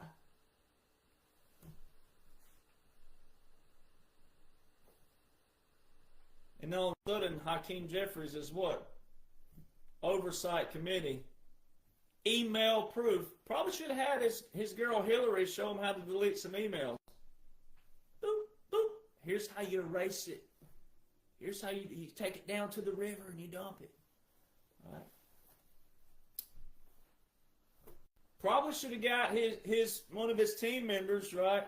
They're all in the same rat nest together. Probably should have learned how to delete some emails because they got email solid proof that Hakeem Jeffries was emailing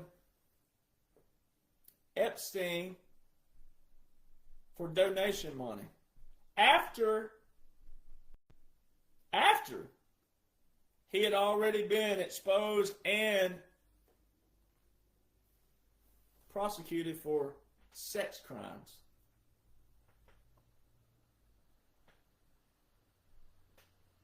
That's why I say deport liberals.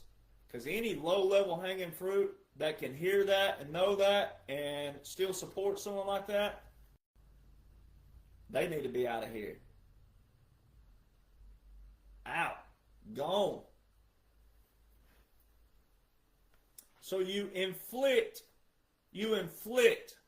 all of the pain on the deep state until they give you a full confession, which would be what? Full confessions. For whom? You, the people. All right, so when you're running an operation like that, now a lot of it's still strategic and it's strategically planned, meaning like it's pre-planned.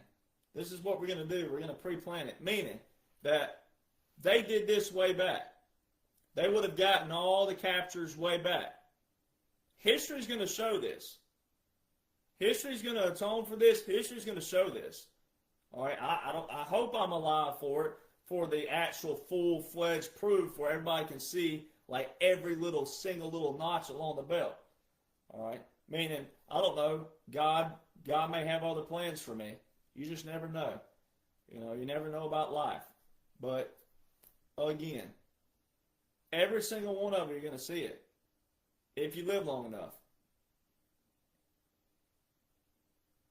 They're inflicting this visual pain, which is all proclamation, it's all controlled, it's all a controlled operation.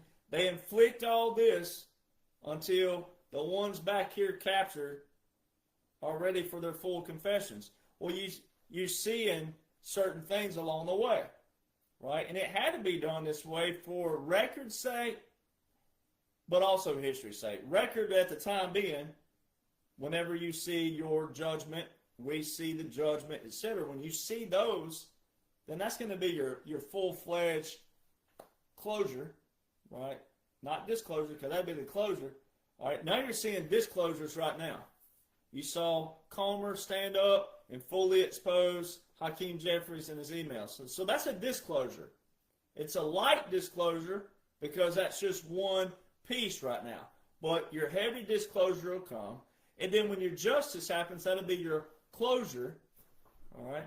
And then whenever and however they choose to show that President Trump was in a specific strategic role with the 45-47. So you inflict all this pain on these people. History is going to judge everything. You got to always keep in mind, history is going to judge. So if they were just playing war games with you and playing emotional games with you and playing on your heartstrings, if they were doing that, then everybody's a piece of you-know-what, right, for playing with you, the people out there. Because you're already in a vulnerable position because you're in this position of acceptance and recipient only. Because you're not in these positions, right? So, a lot of people take my word for it, and I've told people, well, don't just take my word, but at the same time, there's not many who knows what's going on who have the high IQ to take all the laws, all the orders, all your different kinds of warfare and tie it all together.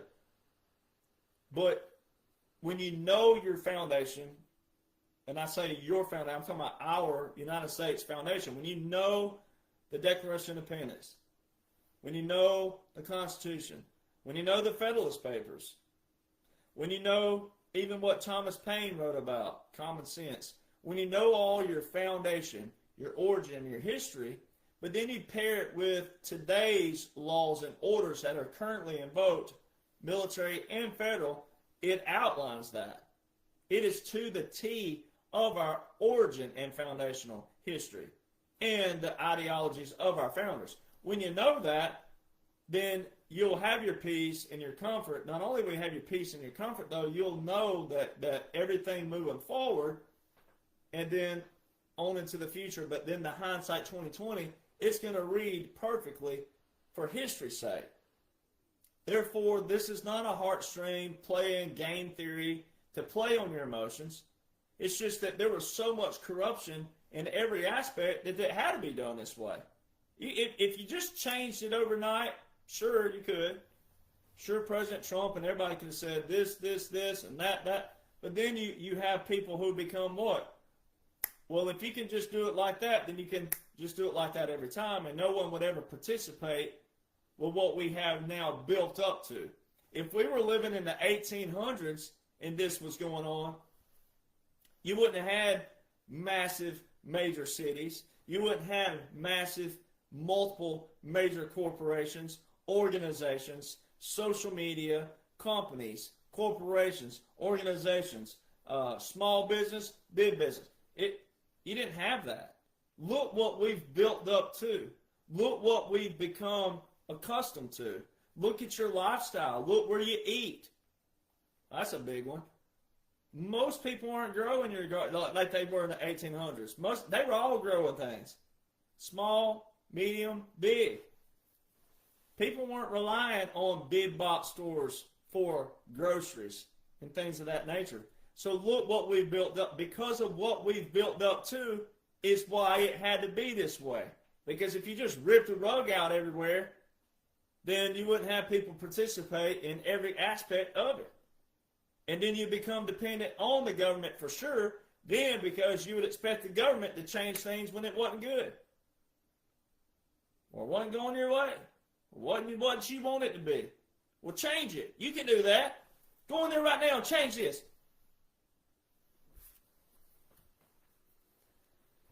So now, watch this. This is the fun part. This is the part I was like, this is another portion. This is another language here that I'm like, this. I've said it, but I'm going to say it again in a whole different kind of way. So 2021 to 2025, the resetting of the executive branch.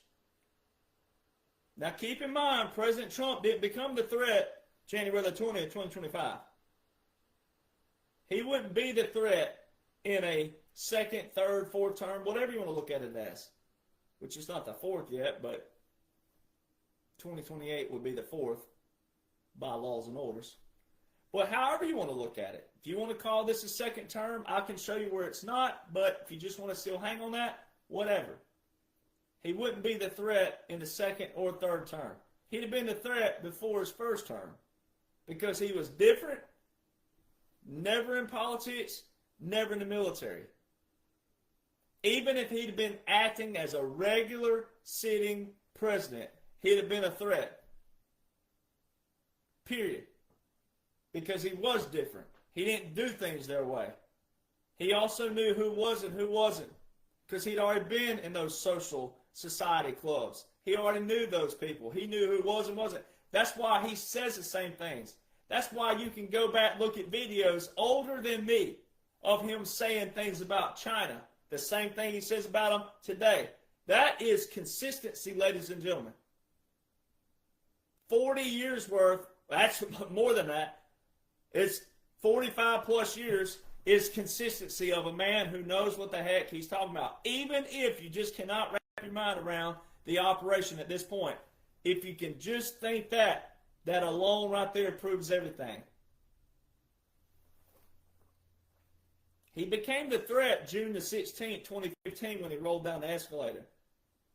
The threat became the promise on January the 20th, 2017.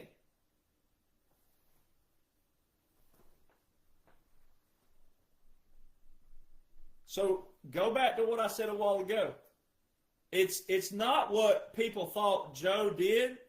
It's what they didn't do. If you just wanted to, he wasn't real, and he wasn't really president. Laws and orders more than clearly outline irregular and unconventional warfare, puppet government, government exile, which is all strategic plan, a strategic operation, and special operation. But if you just can't wrap your mind around that,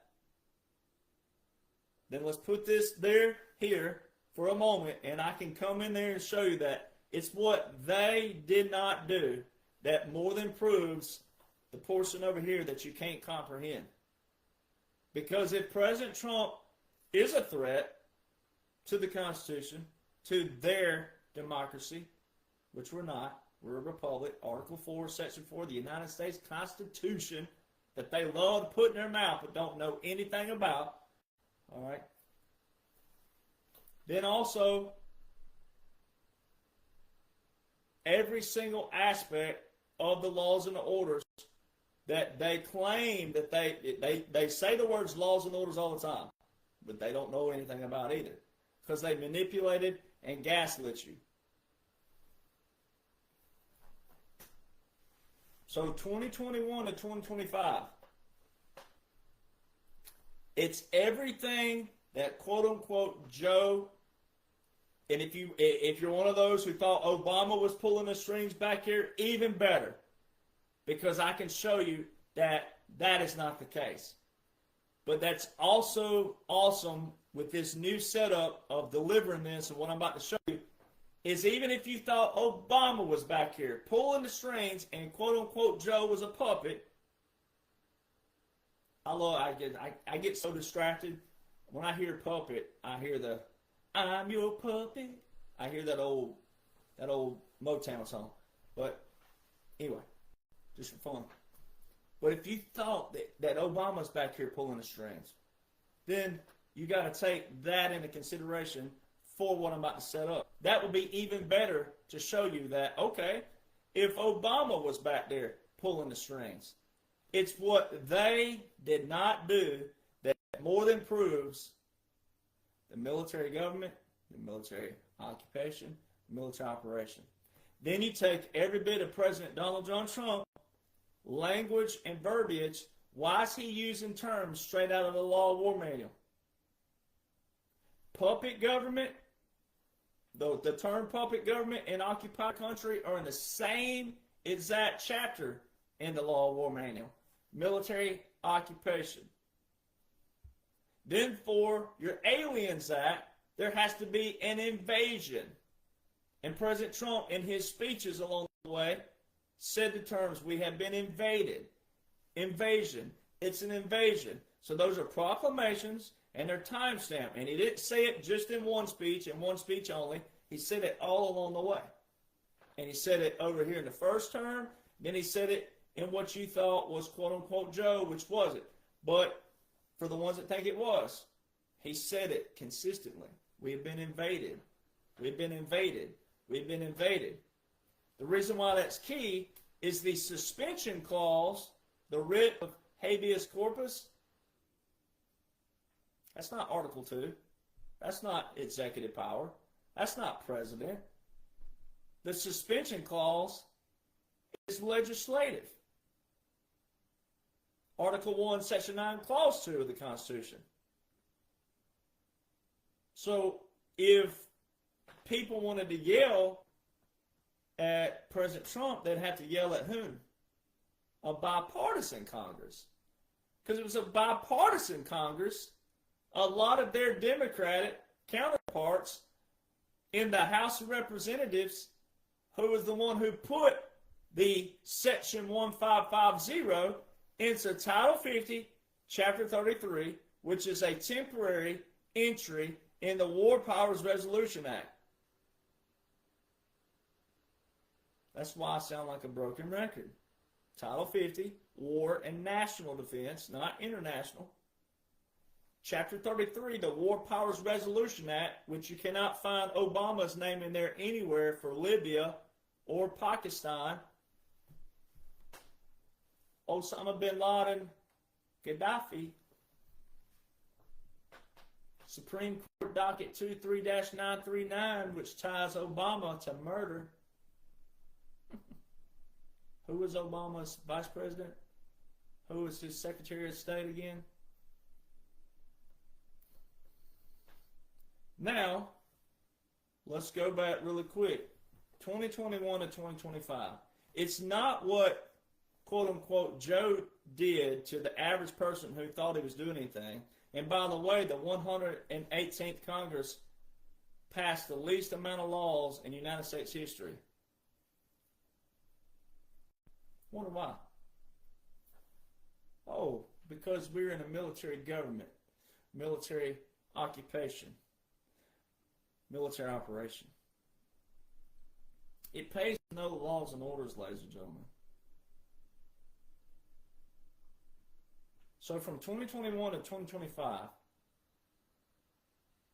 if President Trump was a dictator, a king, a threat, a Nazi, a communist, a pedophile,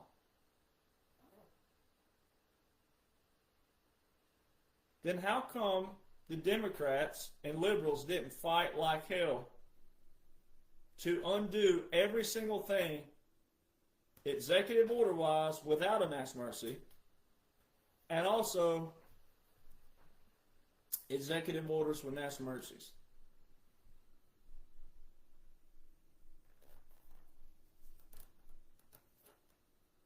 I mean, I'm just letting you marinate just for a moment.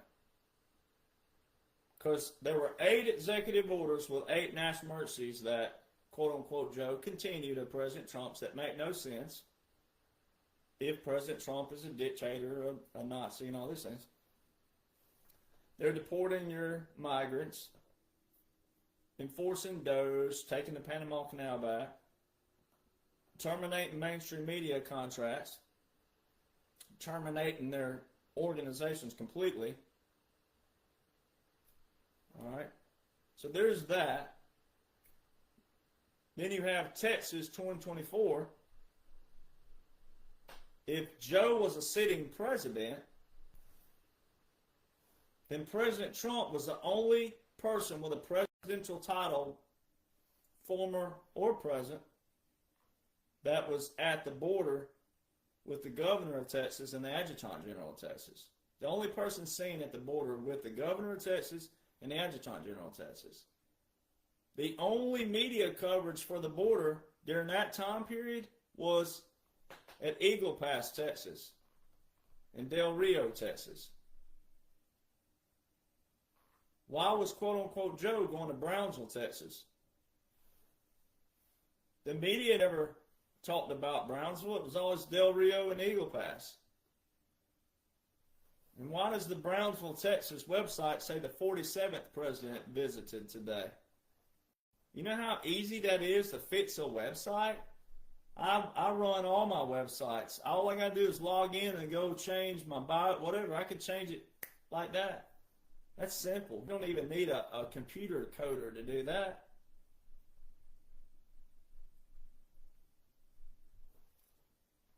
President Trump, if he'd have been a former president meeting with the governor of Texas and the adjutant general, that would have been a breach of national security of a sitting president. That would have been a federal law violation. And then also, not only federal, but they could have charged him with sedition as well.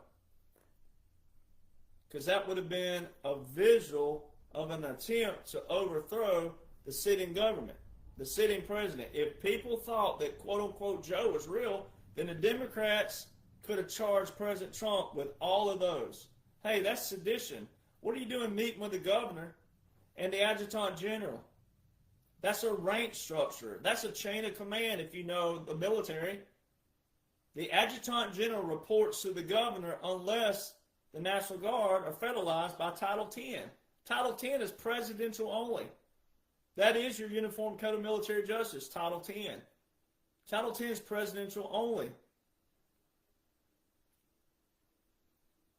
And if you get on Google and you look this up, it would say that quote-unquote Joe sent troops down to Texas. Where's his Title 10 order? There's no Title 10 order on record by quote-unquote Joe. There's no executive order or anything with a Title 10 by quote-unquote Joe. Where is it? Now, they'll tell you on quote-unquote Biden archives that he revoked Proclamation 9844. Where's his Title 10 at, though? Where the troops were in Texas. So when the visual of President Trump in February 2024, so 2024, who was visually president to the rest of the world who don't know laws and orders, quote-unquote Joe. And then it tells you that Proclamation 9844 from February the 5th, 2019 was revoked by Joe. Then how were the troops getting down to Texas? 14 states deployed to Texas. There's no Title 10 or Title 32 order in place by quote-unquote Joe. So even if it wasn't in Title 10, there's no federal presidential call-up under Title 32 status. The only any Title 10 or 32 order in place that could have put those troops in Texas at that appointed time on record was the original Proclamation 9844 by President Trump, which shows you all of the certain laws by quote-unquote Joe that look to be perceived that way and or revocations were not real. They were just put there because if you did know to go to the Federal Register, if you did know how to go look up proclamations, executive orders, executive actions. Oh, here's a revocation. Well, how the heck are the troops still there? They got to be on the Title 10 or Title 32 order. Where's the order? It's not there. The only order in place that put those troops there that you can find that kind of action is President Trump's from way back in 2020, 2019, 2018, and 2017, certain actions going on right now as we speak. New York. So your Governor Hochul called for federal support for the invasion. So she used the term invasion. Oh, cohesive of illegal migrants. And we have full proof that the National Guard were in subways. They were all over. Everybody read about it. You saw about it. New Yorkers knew about it. You saw troops in the subways. There's no Title 10 or Title 32 order by quote-unquote Joe anywhere.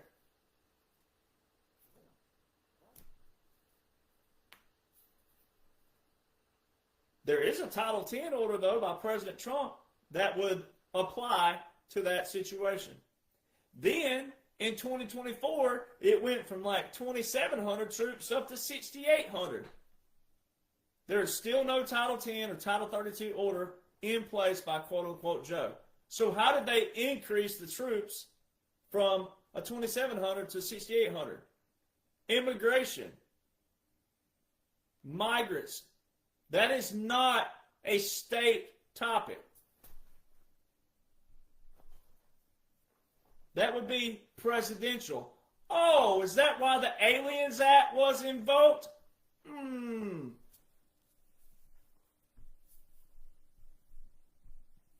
It's not that difficult, people.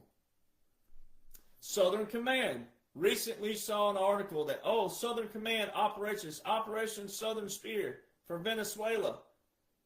It stirred up all the liberals. That's not the start of the Venezuelan operation. The Venezuelan operation started April the 1st, 2020. Southern Command launched, and it tells you on the website, it begins with Enhanced Counter-Narcotics Operation. April the 1st, 2020. 22 joint partners in the Caribbean Sea. Southern Command. Who's running Operation Southern Spear? Southern Command. What order are they under? Executive Order 13692 with the national emergency. Who was that? Obama. President Trump inherited all these things, but it's not an inheritance in a bad way. This is all strategic.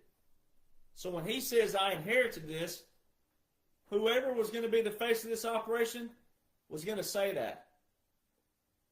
That's the verbiage they're using right now because it's light verbiage. They're not ready for disclosure that you're watching a full-blown operation unless you want to know that. You can know that. Midterm rallies. There's no such thing as a midterm rally. President Trump was going around all these rallies telling you terms that have to do with the law of war manual. If you take, that's why I tell you, there's one portion of the speech that you're listening to that fits for the average ear. There's portions in that that's fit for people like me to pull. Okay, that means this, that means this, that means this. The rest is fill in. The average person is going to hear that because they don't know what's going on lawfully. They don't know what's going on with irregular and unconventional warfare.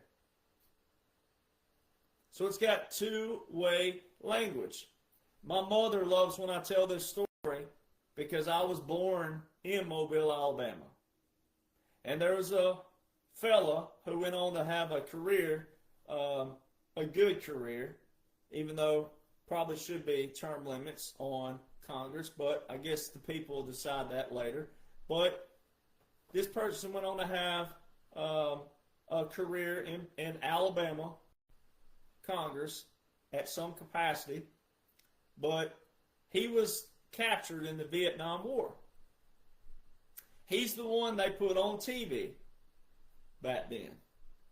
And see right here, you can just see my fireplace mantle, but you can't see what's over here and you can't see what's over here. He had Vietnamese standing over here where you couldn't see him. And then had guns on him and all kinds of other things. And he's sitting there looking at the screen on world TV. On our side of things, the military was sitting there observing every bit of that video. His body language, everything. They're looking in the corner here, if there's any shadows.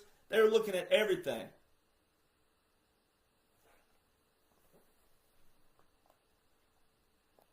And he was told to tell our people that we're okay, we have water, we have food, we're being treated humanely. Ladies could do this a lot easier than a guy, so this is why you should get chill bumps, because it's a male doing it. Without sounding robotic, he said we are being treated humanely, and we have water, we have food, we have...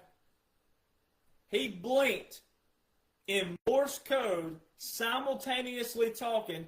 He blinked in Morse code, torture. T-O-R-T. He blinked. Morse code.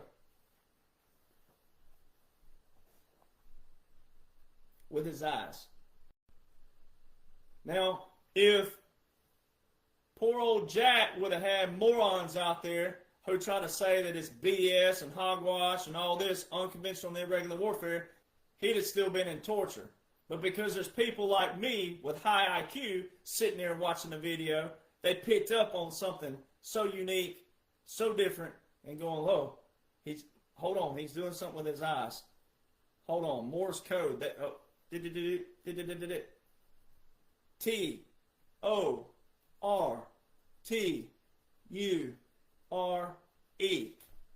Torture. So that's why, ladies and gentlemen, sometimes you got to be the bull on the hill. Sharpen your horns, dig your feet in, and no matter who it is, no matter who they are, what title they have, what resume they think they have, what DD-214 they think they have, it doesn't matter. When it's a specific operation, strategic plan, if they don't know that plan, if they don't know those laws, if they don't know those orders, so what? There's no such thing as a midterm rally.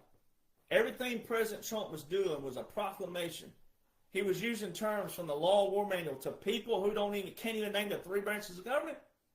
It's proclamations. It doesn't matter what the people don't know. You'll learn. You'll learn it.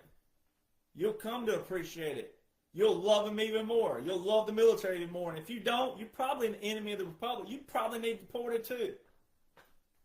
If you can't appreciate high IQ, strategic plans with multiple layers to take out everything, but also while we're taking it out, we're plugging all the holes and the loopholes. If you can't appreciate that, you probably need deported too. There's no such thing as midterm rallies. Those would also have been a breach of national security and also federal law. Because if Joe would have been a sitting president, that would have been a breach. Every bit of this would have been a breach. Because President Trump was saying things that if everybody would have known what was going on, this thing could have been wrapped up even sooner in another kind of manner. But it could have also incited the wrong people had it not been a strategic plan and special operation. Because of what he was saying was nothing federal government related. Every aspect of it, every single aspect was all law war manual. So what is he doing using law war manual terms plus military, unconventional, and irregular warfare terms and also visuals to people who cannot even name the three branches of government? Then he met with the 12 foreign leaders 13 different times from April to December 2024, which would also been, again, a breach of national security and a breaking of the federal law, and also because it was in 2024, it was election year, it would have been a breach of his own election interference executive order with mass mercy. President Trump would have been breaking his own laws and orders had this not been.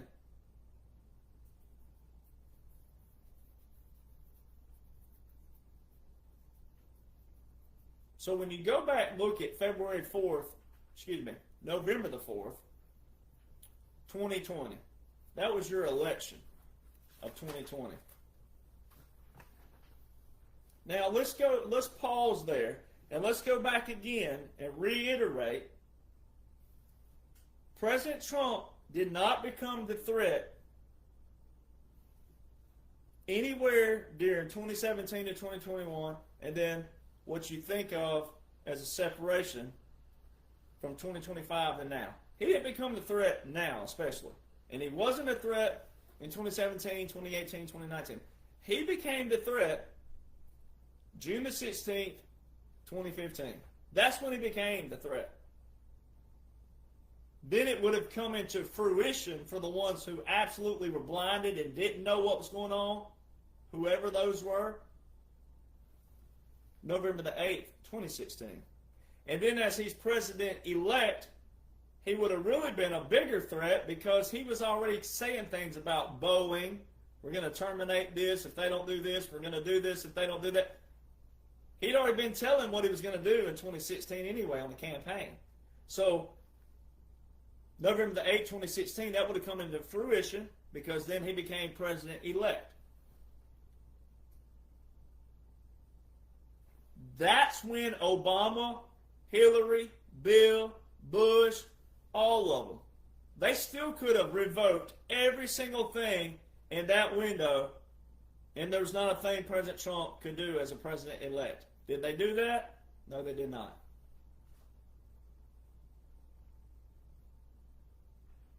So you got to keep that in mind. And then you also have to keep in mind, again, that every single one of those things that I just read off, all have taken place and they had no revocation whatsoever. So it's what they didn't do. If President Trump is a dictator, a king, a Nazi, a communist, and all these things they assail of him, then why did they not, when they, quote unquote, had the power, how come they didn't do a single thing? Now watch this. This is another point, a new point that I've added. That's why I flipped it around and I used November the 4th, 2020, what you think of as the stolen election. Pause there for a moment.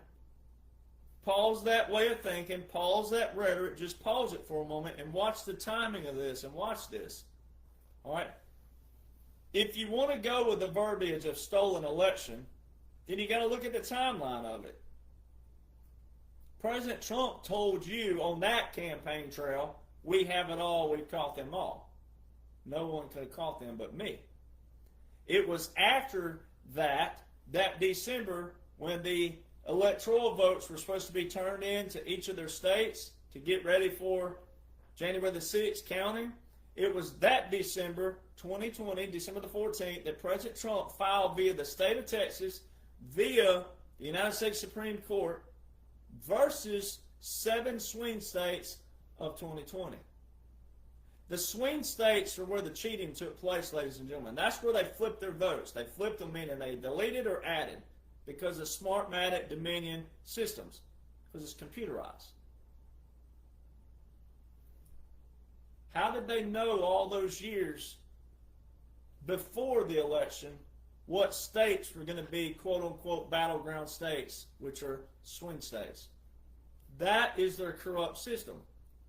Never before in the history, before President Donald John Trump, did you ever see the same swing states, the same battleground states in each election. The same 7 swing states of 2020 were the same 7 swing states of 2024. And President Trump won every single one of them, which means he what? He won his lawsuit. He didn't win just the states. He filed via United States Supreme Court. He filed via each swing state, which means if he won those same 7 swing states over here in 2024, he won the lawful suing of those states, which would be what? Collecting the data. So I'm going to tie 2 things in here. Why would quote-unquote Joe, first off, you got to know laws and orders. Military, federal. With orders in the military, such as your National Guard, your Title 32 and your Title 10, they can only be on duty for X amount of while. And then they have to be re-upped or replenished. All right, but because there's those little things in there, you got to know that. Like, oh, only 180 days or 100 in this days or this, 200, 240. There's certain different applications. Military orders are not continuation orders. It's not where, a direct order comes from this president and then the next president signs something and goes, I'm going to continue this. That ain't how they work. That's a commander-in-chief to the military, direct order. Especially a Title 10 call-up or a Title 32 presidential call-up. That's a direct order from the commander-in-chief, not the president. That's why it's key to know these terms and separations of powers.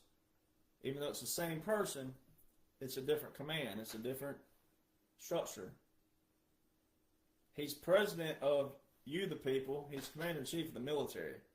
He's not your commander-in-chief. Now, that's not an argumentative point. I'm not going to argue with someone that says, that's my commander-in-chief. Yeah, it's really not, if you weren't military or veteran. But whatever, But President Trump gave a Title 32 order in 2018. And you can go look. You can get to Google. This is real simple. I've posted it before, but you can go to Google and you type in, were the National Guard active for the 2008, say it like that, 2008 election? No. 2012? No. And you could go back. No. Type in 2018, 2020, 2022, and 2024. Yes. Well, it's the same Title 32 order because there's only one Title 32 order that put those National Guard, the cybersecurity teams, at the election polls. They can only be there on a federal order, which means presidential. Even though it's a Title 32, it's a presidential call-up. Means it's funded by the certain states that are doing it. Well, each election from 2018 to 2024 was different states, but they were cybersecurity teams.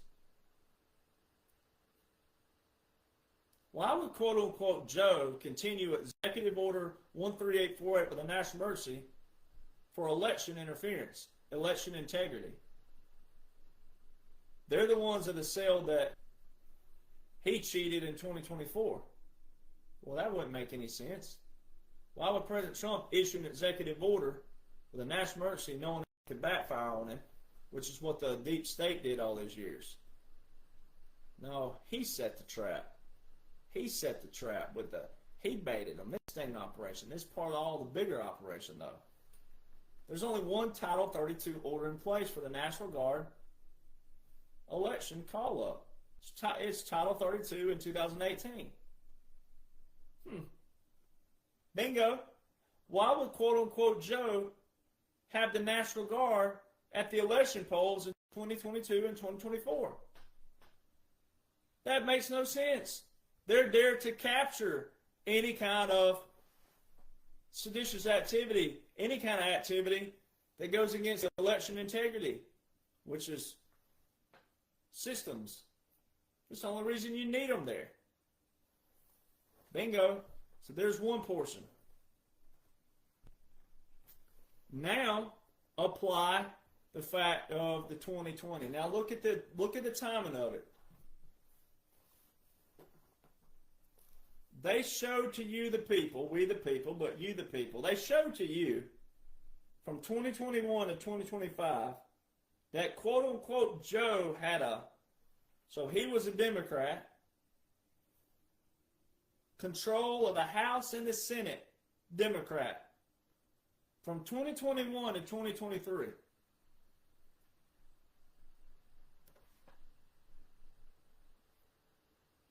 They didn't terminate a single thing. They didn't expose a single thing. They didn't terminate any executive order, period, meaning revoke it. They didn't terminate a single executive order with a national emergency. And they didn't do everything they could to erase with their old school, I'm going to use a term, it's probably not a term, but I like making up words myself, but erasability. They didn't erase anything that they could have while they were quote-unquote in power. Because the American people can't even name the three branches of government. And the American people claim they love President Trump and support him, but don't even know the language and the verbiage, so they could have destroyed every single piece of evidence and shredded it, especially from 21 to 23, with full Democrat control. They didn't terminate, abolish any single thing, erase it, dump it, trash it, anything.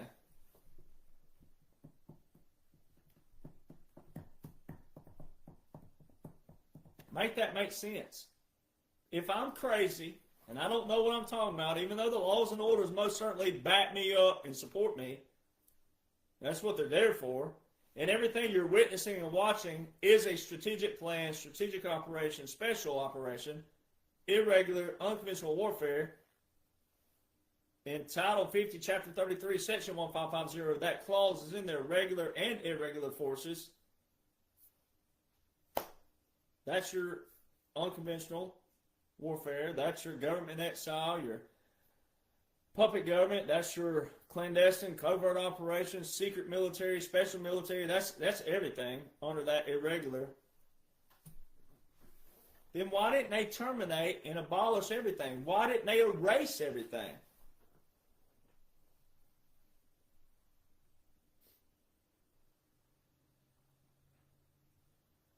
And here's the other thing. If it wasn't a strategic plan and special operation, then they would still have half the nation, the 50 percentile, who would defend them anyway, which would be their people, the Democrats and the liberals. The Democrats right now and the liberals, their party, they're okay with anything that's unethical. They're okay if they would dumped it, erased it. They back that. They actually verbally back that. If you get on X daily and look at all the liberals, they would back that. And then you'd have President Trump come out. They dumped it. They erased it. 50% of Americans would go, oh, you can't prove that. Even with proof, they would say that's not accurate. That's not true. You're just trying to smear this. So see, we would never climb out of this hole. We would never climb out if this was not a strategic plan, special operation with people who look good, who are actually bad, playing a role, and then people who are looking bad but actually are good playing a role. Because the only way they could ever flip this to really work for as many people as possible, to eliminate the drama, the propaganda, the politics, which is not a good word. It was designed to be a good word, but now it's not. Politics is your drama, the propaganda, the money laundering, all that. If we don't get back to a place where we are not living in fear, operating with fear, all this like just stress and anxiety and the turmoil and the arguing and the fussing and the bickering and the looking for the bad in people, always looking for the bad, and if you can't find it, they make it up. If there was not a strategic plan in place, and all this laws and orders of bullcrap that more than clearly outline what they do, we'd never get out of the hole. We would never get out of this, ever. And you would always be stressed. You would always be fearful. You would always be in anxiety, and your paychecks would always be crunched because you'd have the ulterior motives and the agendas back there always doing what they want with it. You'd never have a good guy or good gal who knows how to go in, mess up the system, take over the system, reflip the system, reset the system, and put it back on good terms for everybody. Because you'd always have half fighting against you no matter what, if this wasn't strategic for a reason.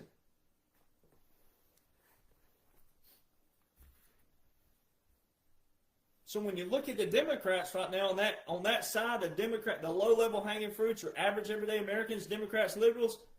Here they are. They're more worried about secret assets, which is what this is. The Democrats' global alliance, that's a secret asset. That's why they look the way they look.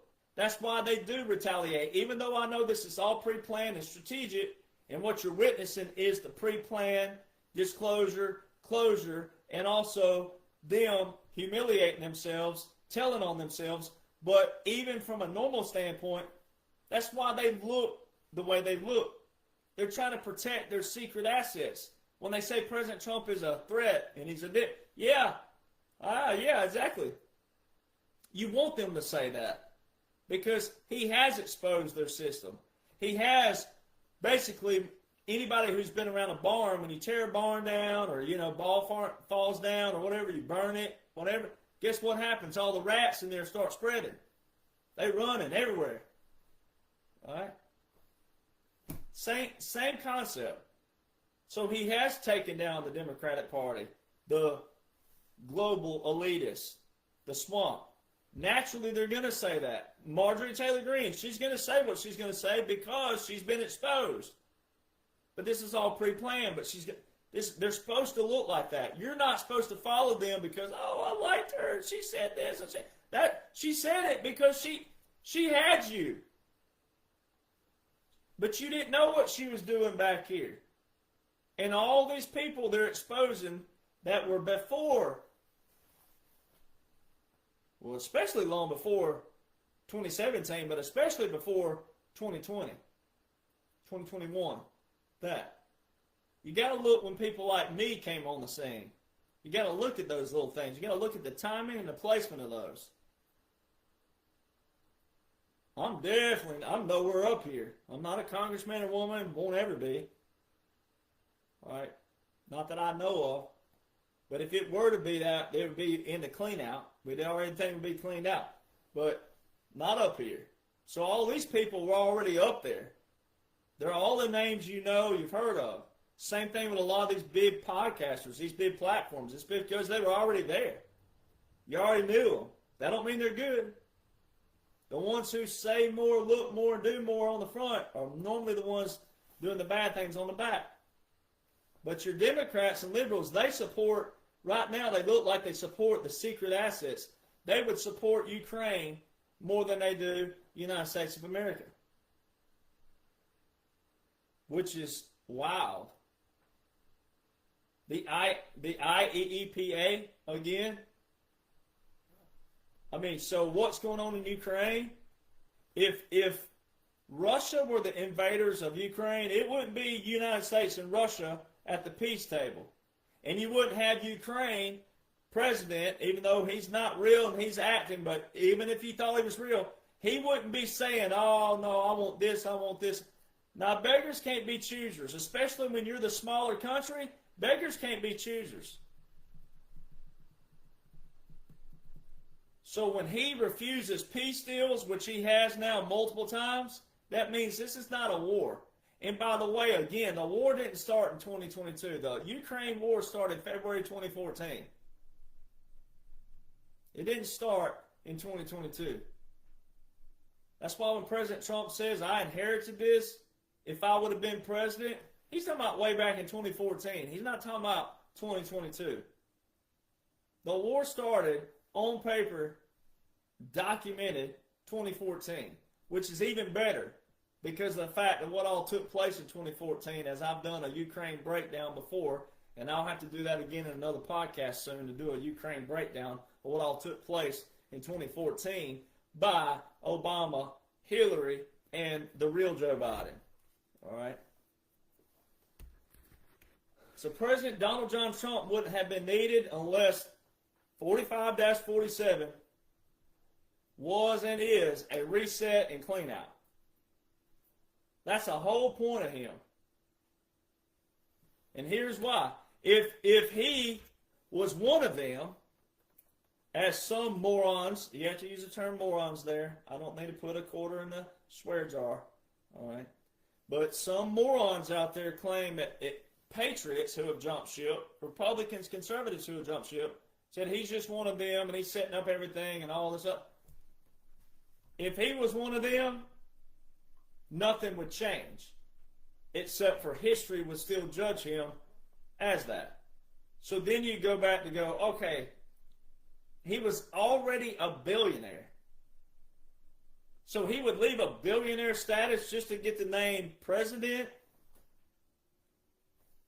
For what? To have to adjust his whole life security-wise? Heavy security? His family? His children? His grandchildren? He was already a billionaire. See, it's because a lot of people, you're not even a millionaire, and God love you, you're doing the best you can. But it's because you've never had that money that you can't realize that why someone would do something or not do something. It's like people who think that Elvis, they say, you know, the ones that think he couldn't be alive. Well, I can make a case why he is, strictly because of military, and then what Elvis had done with the federal badge that he received by Nixon. Elvis took that serious, and Elvis wanted to, see, when you don't do shows daily, weekly, monthly, yearly, when you're not performing, but Elvis was doing 3 full sets a day. The dude couldn't even leave his house. Even in the middle of the night, women camped out at the end of the gate at Graceland. 20, 30, 40 women sleeping at the gate. He couldn't even escape to ride his motorcycle in the middle of the wee hours of the morning. When you have no life, personal life, and you can't do just simple little things, that's no life. And then at that point, the perks don't outweigh the cons. Like the benefits don't outweigh the cons when you can't even do anything for yourself, period, that provides some form of stress-free environment, go hunting, hiking, fishing. Elvis Presley, Michael Jackson, they couldn't even go to a foreign nation without someone knowing them, even trying to disguise as much as possible.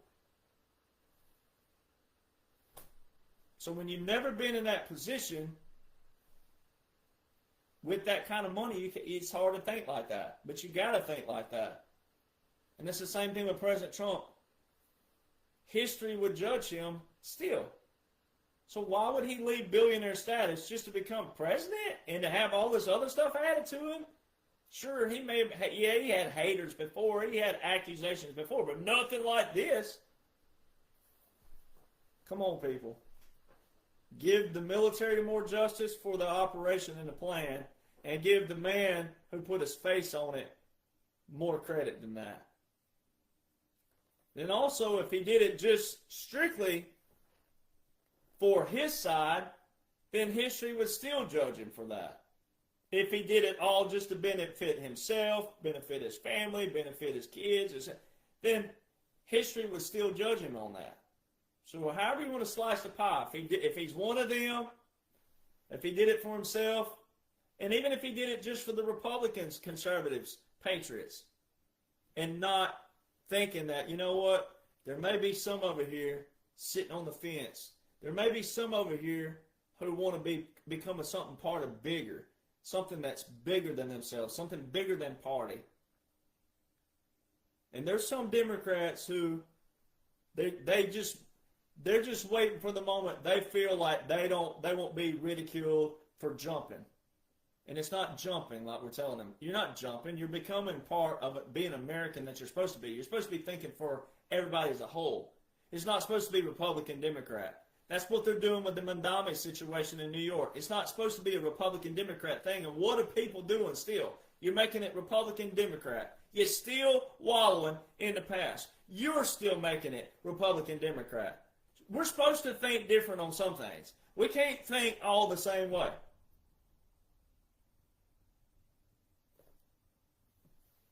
And again, I'm going to post it later, but I'm going to go ahead and say it now. There's not the Democrats and liberals out there talking about, oh, we're back, baby, over a mayor. There's only been 2 mayors in New York history that went on to become governor. There's been, of New York. There's been 0 who went on to become president. So hold your horses out there, little tiny Tims. You're not as big as you think you are. You don't know much to do about anything, especially with a mayor. We're not talking about a governor here. We're talking about a mayor. It don't matter how big the city is. It don't have a thing to do with that. Chill your horses. If you knew that there was a plan in place that more than clearly outlines 45, 47, you know every bit of this is planned. It's all pre-planned. You don't think it's so? Then go read it, study it, comprehend it, and come back to me, boo-boo. You ain't going to come back because ain't no one done it yet. Because you can't. It is most definitely a pre-planned, strategic operation, special operation that outlines 45-47. So when you look at what they didn't do with the authority and power that they would have had if this was a real presidency from 2021 to 2025, but especially 21 to 23, if they would have had the power and authority as every other it's what they didn't do that shows you this most certainly is the military operation, the military government, the military occupation. And why else is President Trump going around saying all these terms that are from the Law War Manual that don't apply to any civilian whatsoever except for this is an operation? And then you look at the 2020 election that he's now talking about again. He's amping it up on his personal True Social. He's talking about the election integrity, election interference. They stole the election. They stole the election. They stole it. But if you'll make applicable to yourself, quit following just for the, oh yeah, they stole it. If you'll go look at what they did not do from 21 to 25, they, even though it was all pre-planned and it's an operation, but for the people who don't know that, this is how it would look. They left all of your election integrity and your military, your Title 32 order, the National Guard, cybersecurity teams, they left the 2020 election open for the disclosure to the people because they have National Guard out 2022, 2024. Which means it's still what? That Title 32 from way back here in 2018, if the same National Guard cybersecurity teams are active for this past November, last November's election, that means it's prevalent. That means it's current. That means it's priority. That means that someone's still receiving a command. And because it's National Guard, and because it's presidential, it's coming straight from whose mouth? The Commander-in-Chief.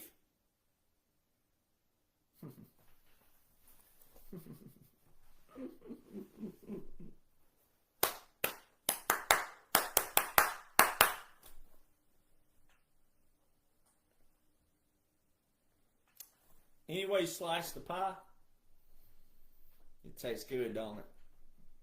45-47. Now, just for the cherry on top, Dick Cheney, traitor. Daughter's a traitor. Whole family probably is. but we'll let history judge the rest of their family. But old Dick and Liz are definitely traitors. And if you knew Title IV flag code, you would know that you also witnessed part of the operation, because they showed Dick Cheney's casket wrapped in a United States flag walking up the steps of the chapel. Then it showed a cloth put over the flag.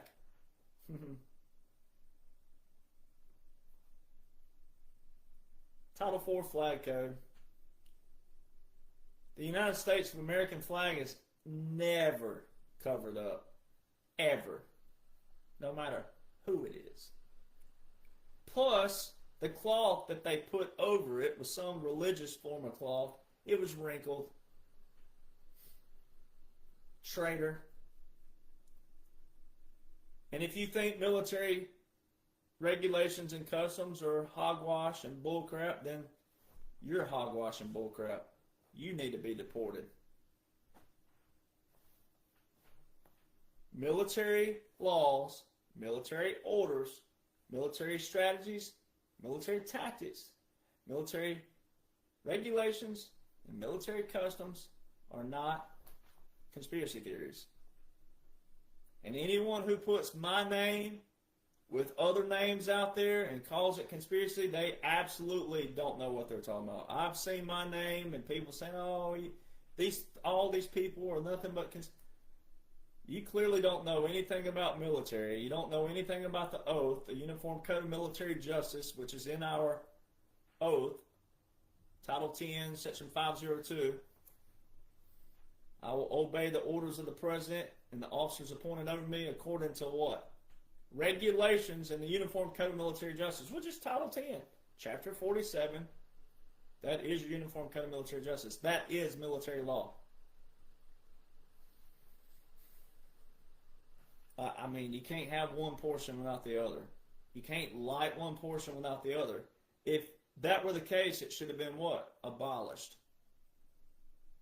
So why didn't quote-unquote Joe, the Ho, and the Hoettes, and also Obama, if you thought he was back there, why didn't they abolish one single thing in law while they have full authority and power if they had that? They didn't have that. But that's what you have to ask your friends and family who are arguing with you Thursday at Thanksgiving. If you have to ruin Thanksgiving, do it. If they want to argue something stupid, say, "Look, I'm not going to sit here and have this with you." All right? Just answer me this simple thing.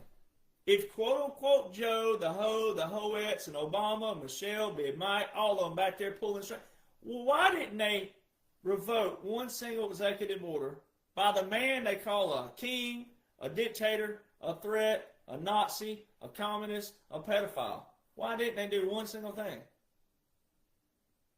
If President Trump was a threat to them, you tell them, hey, he was a threat when he rolled down the escalator June 16, 2015.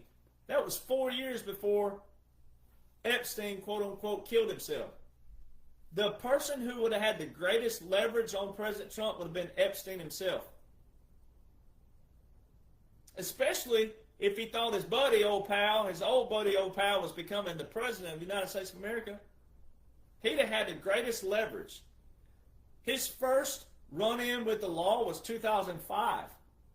2005.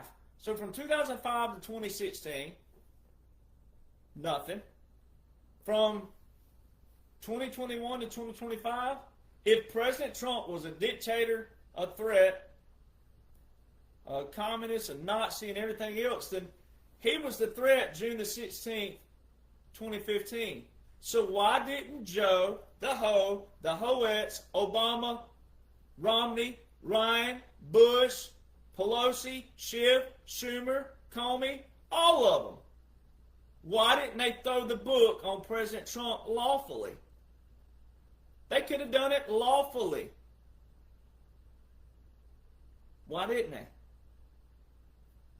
Again, they had displayed to the public that Joe was a Democrat, had full House and Senate controlled Democrat from 2021 to 2023. And they didn't do a single thing lawfully with the authority and power that every other administration, president, and Congress has power and authority over. They didn't terminate a single tariff from 2021 to 2025. Not one single Clinton, Bush 1, Bush 2, Clinton, Obama appointed judge tried to block a single tariff from 2021 to 2025. But the tariffs are a threat. Now they want to say the tariffs are a threat and they're adding all kinds of money to your pocketbook. But they didn't not one single tariff that was put into place in 2018 was blocked from 21 to 2025. Not one single Democratic judge tried to block one from 21 to 25. But especially from 21 to 23, with full Democrat everything, they didn't abolish anything, they didn't terminate anything, they didn't revoke anything. Just to hand President Trump all those executive orders back, all those open Title 10, all those open Title 32 military orders that don't continue, which shows you that President Trump never left, but for the sake of argument, for people who just want to think that way, which is the wrong way of thinking, but for the sake of 8 executive orders with 8 national emergencies that are deporting migrants, enforcing DOJ, taking the Panama Canal back, terminating mainstream media contracts and organizations, and then some. Come on, people. Come on, people. So that's what you tell your friends and your family, you know. That's why you be the bull on the hill, baby. Dig your hoofs into the ground. Stand your ground, sharpen them horns, and give them the horns if you got to. You may not have to, but if you have to, give them the horns, baby. Just always remember, you mess with the bull, you get the horns. They call you crazy and all these other things, let them. They're ignorant. I'd rather be called crazy than ignorant. I'd rather be called crazy than stupid. I'd rather be called crazy than a moron. And if they don't like the word stupid, ignorant, and moron, then tell them stop acting like it. Stop arguing with straight up laws and orders and principles. Say the whole reason we're here is because of laws and orders. Laws and orders work on all grounds.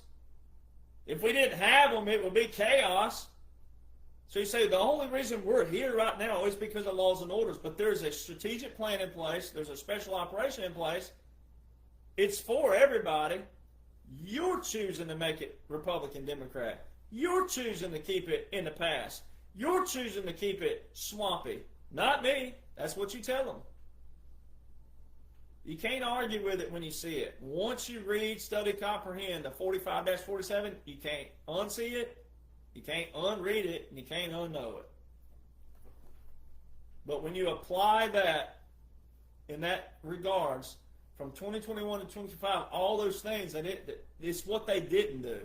That more than shows that it's a military occupation, that President Trump has told you we're an occupied country. That's straight out of the Law of War Manual. Occupied territory. The mainstream media have used terms like capitulation and puppet government and exile. Those are all Law of War Manual. Puppet government, occupied country, military occupation. So President Trump lawfully is using the war and national defense on our own nation. And the other thing about the Aliens Act, really quick, about the Ukraine situation, like the Democrats and the liberals, they'll defend another nation. They're more worried about another nation being invaded than our own nation being invaded. Think about it. Think about the terminology. They can identify an invasion somewhere else, but they can't identify an invasion on their own turf. Imagine that. They would have you slaughtered. They would have you in real prison camps because they can't even identify enemies. So the more of you who read, study, comprehend what you're supposed to know what you're supposed to know, walk around with the same passion, the same desire, the same fire for knowing what you're supposed to know, then you'll have the skill sets to be able to identify it. Not just know it here, but identify it for whenever it does rise up again in the future, which God forbid that happens, and it won't for a long time because of what's taking place. Good guys, good gals, we're all in control.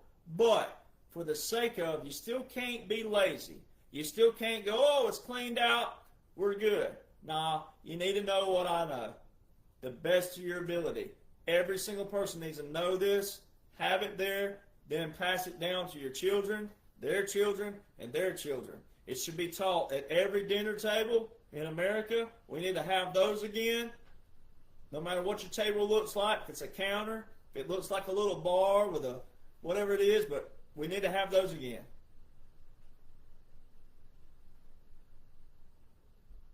So you can't just sit back, relax either. We got to maintain and sustain this. That's where the real fight comes in, is maintaining and sustaining. But history's going to show for it. History's going to account for that dash. And what they got planned in the future for everybody, what they have planned for the unveiling and also your judgment and your justice and all that, that's going to come. Because that's also what makes President Donald John Trump different. If there wasn't justice and punishment, nothing would ever change. You have to reset the standard of this is what happens for treason. This is what happens for crimes against humanity. This is what happens for money laundering. This is what happens for seditious activity. This is what But they had to build this narrative, right? And it's not a narrative the wrong way, but they had to build this, and they had to go through all this for a reason. Every aspect's been a clean out. Every aspect's been a reset, but it's also been a plug-in of the holes and the loopholes all on the way. That way we have a nice, clean system on the other side that President Trump said January the 20th, 2017, we're taking the power out of D.C. and giving it back to you, the people. But you, the people, can't be given this until you know what the heck's going on. And when too many people are still focused on an Epstein, release the files. Do you realize that no one's going to be happy? The Democrats are already saying that stuff's been erased. That when you are feeding on something that has a no happiness result, do you see what you're putting your time and energy on? Which means you have to catch people in the act. If you're a lady out there and you've been abused verbally, sexually, you need to tell it right then.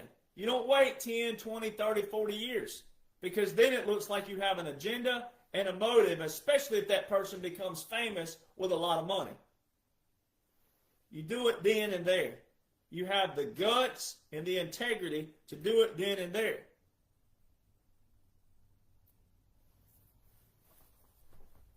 So, again, everybody needs to know this stuff. You need to know the laws, know the orders, know your rights, know your civil responsibilities, your civil duties, your civil, not just your rights, but your civil authorities, responsibilities, and duties.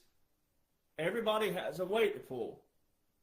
And we have to re-educate America and then educate the others. Re-educate some, educate the others, but educate the children and the future that's coming up, because they will be the future. When if you're 50 right now, you're 40, you're 50, whatever you are, when we all get in our old age into nursing homes, we want to make sure that those youngsters that are young now, that are coming up, that they're going to know what to do and how to pay it forward. Just like the Native Americans, 7 generations out. We're supposed to teach these people to always think forward, think forward, think forward. Too many people are thinking in the past, living in the past, wallowing in the past. Because if Americans think that it's cool that the House Oversight Committee had to do this, waste time and money, even though they're under a continuity government, but in a real setting, if this would have been a real setting, not strategic, not to show that most of these people yelling for it on the Democrat side are actually tied into Epstein, if this weren't that and this was a normal setting, and people were wanting Congress to be dealing with something like this, It shows you know nothing about the priorities of this nation. It means you're drama fed and propaganda fed. It means you're nothing but pigs in mud. You just want to wallow in that don't matter. Because the principle goes back to, if Epstein had anything on President Trump, he would have had it way back yonder. And the fact that the Democrats, if they were in control, which they weren't, and it's all a strategic, pre-planned operation, but if they would have been, the principle would be this, is why didn't they do anything about it? They have, if they would have been in control, they'd have had a full authority and a power, and they didn't do a thing. So it's what they didn't do that shows you that the whole thing is a strategic plan, strategic operation, special operation, and then the laws back that. Occupied territory, puppet government, government in exile, white flag of surrender, capitulation. Those are all terms found in the Law War Manual. They are not government terms. So why does President Trump still use those to this day? Why? Because we're still in operation. We're in a partial continuity government, which means we're on the ladder. We're moving out of it. And then the partial continuity government will mean that reconstitution is partially done. So, it's all beautiful, baby. It's all beautiful. All you got to do is be the bull on the hill. I might need to retitle this whole podcast, The Bull on the Hill. Be the bull on the hill. Don't worry about all the others down there wallowing in the mud, in the muck, and everything else. They're meant to do that because they don't know what you know. They don't know what they're supposed to know. They're not pulling their roles, their responsibilities, their duties. But the laws and the orders most certainly outline what they outline. And again, you know, they're number one bestsellers for a reason. Part 1, Part 2. Part 1 is little. It dabs your feet into it. And then Part 2 is your special operations, heavy irregular warfare, heavy asymmetrical warfare. That's what that's for. All right, you got to learn those things if you care. And this bad boy right here is flying off the shelf too. This thing is selling like Krispy Kreme donuts in front of a Weight Watchers event. This is my new book, and it's the first book in U.S. history. It's a foundational book, and it does all these things. It tells you the brief history, the Revolutionary War, military establishment, Common Sense by Thomas Paine, Declaration of Independence, Articles of Confederation, Treaty of Paris, the Constitution, the Federalist Papers, March 4, 1789, the Bill of Rights, Marlborough versus Madison, 1803, Insurrection Act, 1807, War of 1812, Articles 1, 2, and 3, four ways military pairs with federal, Statute of 1845, Ratification Process, National Security Act of 1947, Department of War, NDAA, White House Military Office, Emergency Alert System, Order of Successions, Executive Departments, NAR, Presidential Records Act, 20th Amendment, Title 10, Title 32, Title 50, Title 10 versus Title 50, the difference. War Powers Act of 1973, Law War Manual, National Security Strategy, National Defense Strategy, National Military Strategy, Courts Martial, Military Tribunals, the Tribunals versus a Court Martial, the difference. Department of Defense Directives and Department of Defense Instructions, which are still titled that, not Department of War yet. All right, Military Justice Act of 2016, Writ of Habeas Corpus, 1798, Aliens and Seditions Act, Martial Law, Posse Comitatus Act, Joint Publication 3-57, Ironclad Oath, Article 4, Federalist Papers, 10 and 14, Types of Warfare. Then it has another chapter, Irregular Warfare, Special Operations, Unconventional Warfare, all the oaths that the military took from 1789 to present day, 20th Amendment, 22nd Amendment, Title 47, Section 606, the Gettysburg Address, and a bunch of quotes, etc. All in one location. No pictures, all text. This will help future generations, again, the younger generations, have a foundation in all their history in one location. All right. This is why it's called the Midnight Rider Bible. And no sacrilegious whatsoever. Because, again, this is all your origin and the history of the United States of America in one location. How come they've never done this before? How come our schools never did this?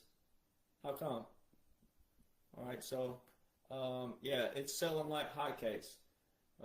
And if you complain about price, then sucks to suck. But to print this book right here, it ain't cheap. If you hadn't noticed, print has become a little bit more obsolete these days, just because people like things on what? The phone. But people have all access 24/7 to the phone with Google that's pretty accurate when you know what to look up, but people don't know what to look. Certain types of questions, certain types of things that jog the mind, that supply the mind with things you're supposed to. So we have our phone 24/7. People don't use it.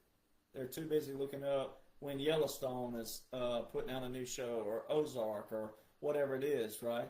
Too busy looking up football scores and things of that nature that don't matter right now during this time period of life, which is the reset.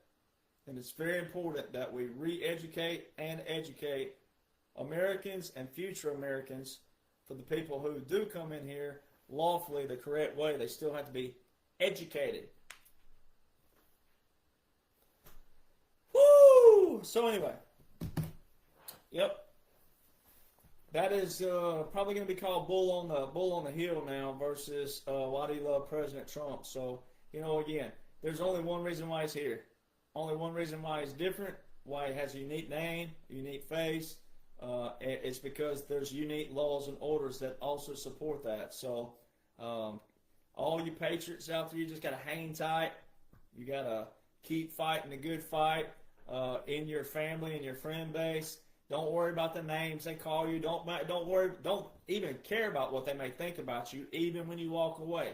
Be the bull on the hill. Act like a bull, walk like a bull, and talk like a bull. All right? And if they call it bull, the other word, let them. It's all going to play out. It's all going to show that. It's all going to be outlined. It already is outlined, but the finale, the cherry on top, all that's going to happen. Everything's a build-up process. I personally, and everybody else that I know, hates that it had to play out this way. In one way, I don't hate it, but I do in another, because, again, I don't like, personally, when I hear stuff like he's just dragging this out. I'm not dragging anything out. The laws and the orders show this. All right? It's not about me either. So a lot of these people make it more about me than it is. It's not about me. I'm just a veteran, keeping my oath, doing what I'm supposed to be doing, and I got an extra position given to me that I obliged to and felt an honor to take and be asked to do, and I did it. So here we are. And I love it. So I also personally love the fact that, hey, I'm in a normal setting. I get to do this like this. I'm a real person. I'm genuine. If you've ever met me, you know that. It's hard to get me to shut up. It's hard to pull me away, especially when I have obligations I have to do. But at the same time, no subscriptions, all right? And then also no donation links posted anywhere. Hey, donate to this. Hey, this. No, it's all my time, my dime, but also because of certain tasks that I was tasked to do in the right kind of context, right? My pages are not monetized, all right? They can't be, first off, because they've been banned so many times, but not monetized, all right? So the only way you really can support me are the books and apparel. But, I was a country music artist, still am, but I had Billboard hits before all this. So naturally, I already had apparel, but I haven't even sold any of my apparel. I haven't even put up any of my apparel for my Dear Jonhson Country. So, I have truly sacrificed in the right kind of manners, and people who know me know that I don't do anything like that. I don't have endorsements. I also don't sponsor certain people. I have posted a couple of books up that I personally have read myself, and or like Lieutenant Colonel Bosey. I think I have his book right here, right? So, which I think everybody should read, things like that. But other than that, everything, I don't share people's posts. Everything's straight from me, .gov, .mil sites, and then taking what the good Lord gave me here and what the good Lord gave me here, and then the badge I have. Other than that, put it all together, it cannot be debunked. It can't be. But the only way that you can know that is to read it, study it, and seek to comprehend it yourself. That's the only way. But I can assure you one more time, shout out to all the ladies again. Shout out to the women, real women. Real women who don't even have to worry about the definition of a woman because you just are. All that crap is deep state nonsense, right? But women, guys, women, 85% of the almost, I think it's 900 whatever something thousand that follow me are women. When a woman is told that's a fact, especially out of a man's mouth, those are what they call game over words. Meaning, it's game over if what you said out of your moving lips, pushed out by the lungs that you have, that air that pushes out that says the word facts on that tongue, and these lips that form it. When a woman hears that's a fact from a man, a male, any kind of male, but guess what a woman's going to do? That woman is going to go check it from top to bottom, bottom to top, front, backwards, diagonal, side to side. And they're going to find out what you're saying, especially if it has anything that can be referenced. Meaning it's got a link to it. It's got a word to it. It's got a sentence to it. It's got a paragraph to it. It's got multiple paragraphs. Here where I'm going here. Word for word. Paragraph for paragraph. Document for document. Link for link. Especially if it's a .gov.mil. And women are a puzzle. Men, you already know that. You already know when you get in the truck, you try to take them to dinner. You say, where do you want? No, you don't do that. You just say, hey, we're going to go to your favorite restaurant. And she goes, which one? You just drive to one. Like you know, they're a puzzle already. They ain't meant to be figured out. That's why God called them a woman. They ain't meant to be figured out. When they're mad, you let them be mad. When they're sad, you try to comfort them. You go buy things that you think are stupid. Flowers. You know they're going to die. Go buy them anyway. All right? If she don't like flowers, you'll learn that pretty quick. She won't like it, but she's going to like something that you think stupid. Go buy that stupid thing. Because whatever's stupid to you ain't to her. That's a woman. They're called a puzzle for a reason. Women are a puzzle, therefore they love puzzles. And when you say something out of your mouth that is a puzzle, they can go take the puzzle, put the puzzle together. And they're going to know it better than you know it. And you can be the highest level operator out there. The woman's going to be more efficient and effective than you. She may not be in that position, but she's going to be effective and efficient. Because that's why God made a woman. That's why women hold men to a standard that most men can't make, but you should want to, because that's also where we've been slacking in the world. Men, y'all got to start acting more like men.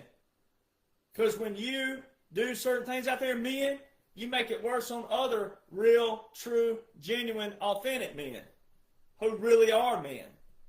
But because men have let the guard down so much, and you act like a bunch of morons, you act spoiled and you act all lazy and all these other things. So kudos to the women, kudos to the ladies, kudos to all the women patriots, lady patriots, because again, men, I wouldn't have a platform if it weren't for women. They have gone and read. They have gone and studied. It's all there. If it weren't there, I wouldn't be here.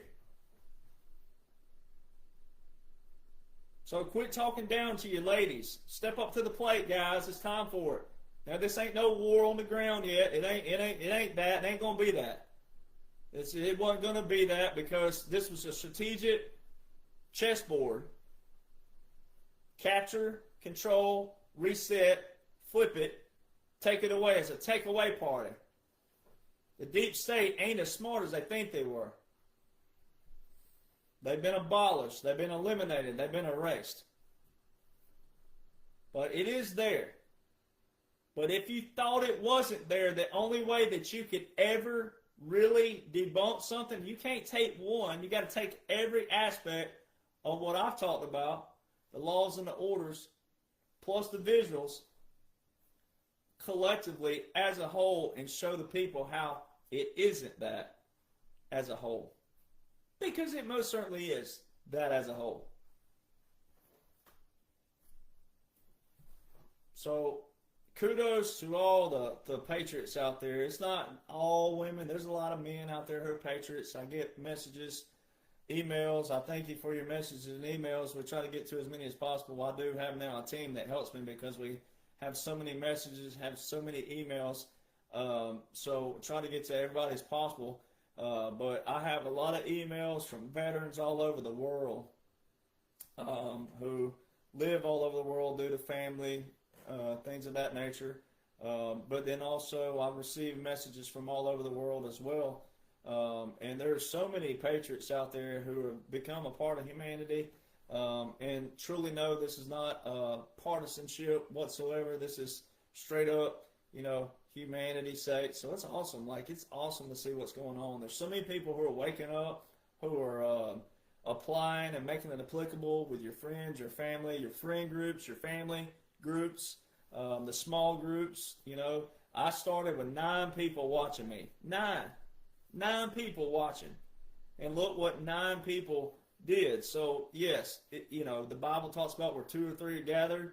2's better than 1. 3's better than 2. You get it, right? So, but you don't need always the majority of population. You need the small groups that build from the bottom up. That's how we build back. That's how we maintain. That's how we sustain. But it's got to be on the principles and the ideologies of our foundation. And that starts with knowing the terms, the definitions, and then you can make it applicable to the paragraphs. Then you can make it applicable to the documents, the orders, and then how they can join, how they operate together and separately, but then how, in this time period, it forms the blueprint of this man right here. He put his name and face on it. All right? And again, I signed my contracts for these books right here. I signed my contract at Trump International a month before he put that on the ball cap. And that's why he showed, again, the Aliens and Seditions Act. He knows who's loyal. He knows who's fighting the good fight. I had just done a podcast this Thursday, sitting signing my books, doing the processes of my books, talking about the Aliens Act. Then President Trump follows back up with it when it was ruled on way back here. He knows, ladies and gentlemen, he knows. He's high IQ, 5D chess player. He knows who is and who isn't.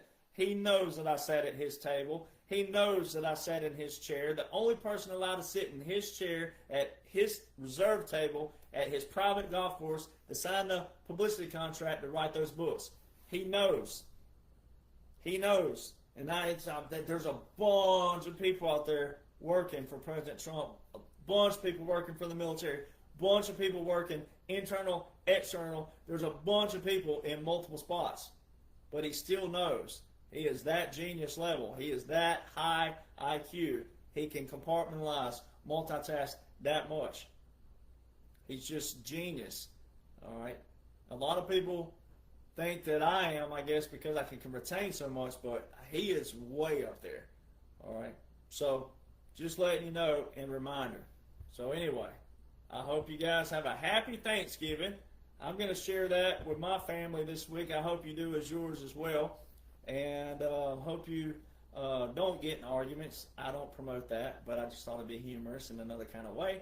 But I hope you have a happy Thanksgiving. And, for the humor's sake, as quote-unquote Joe Biden would say, happy 4th of July.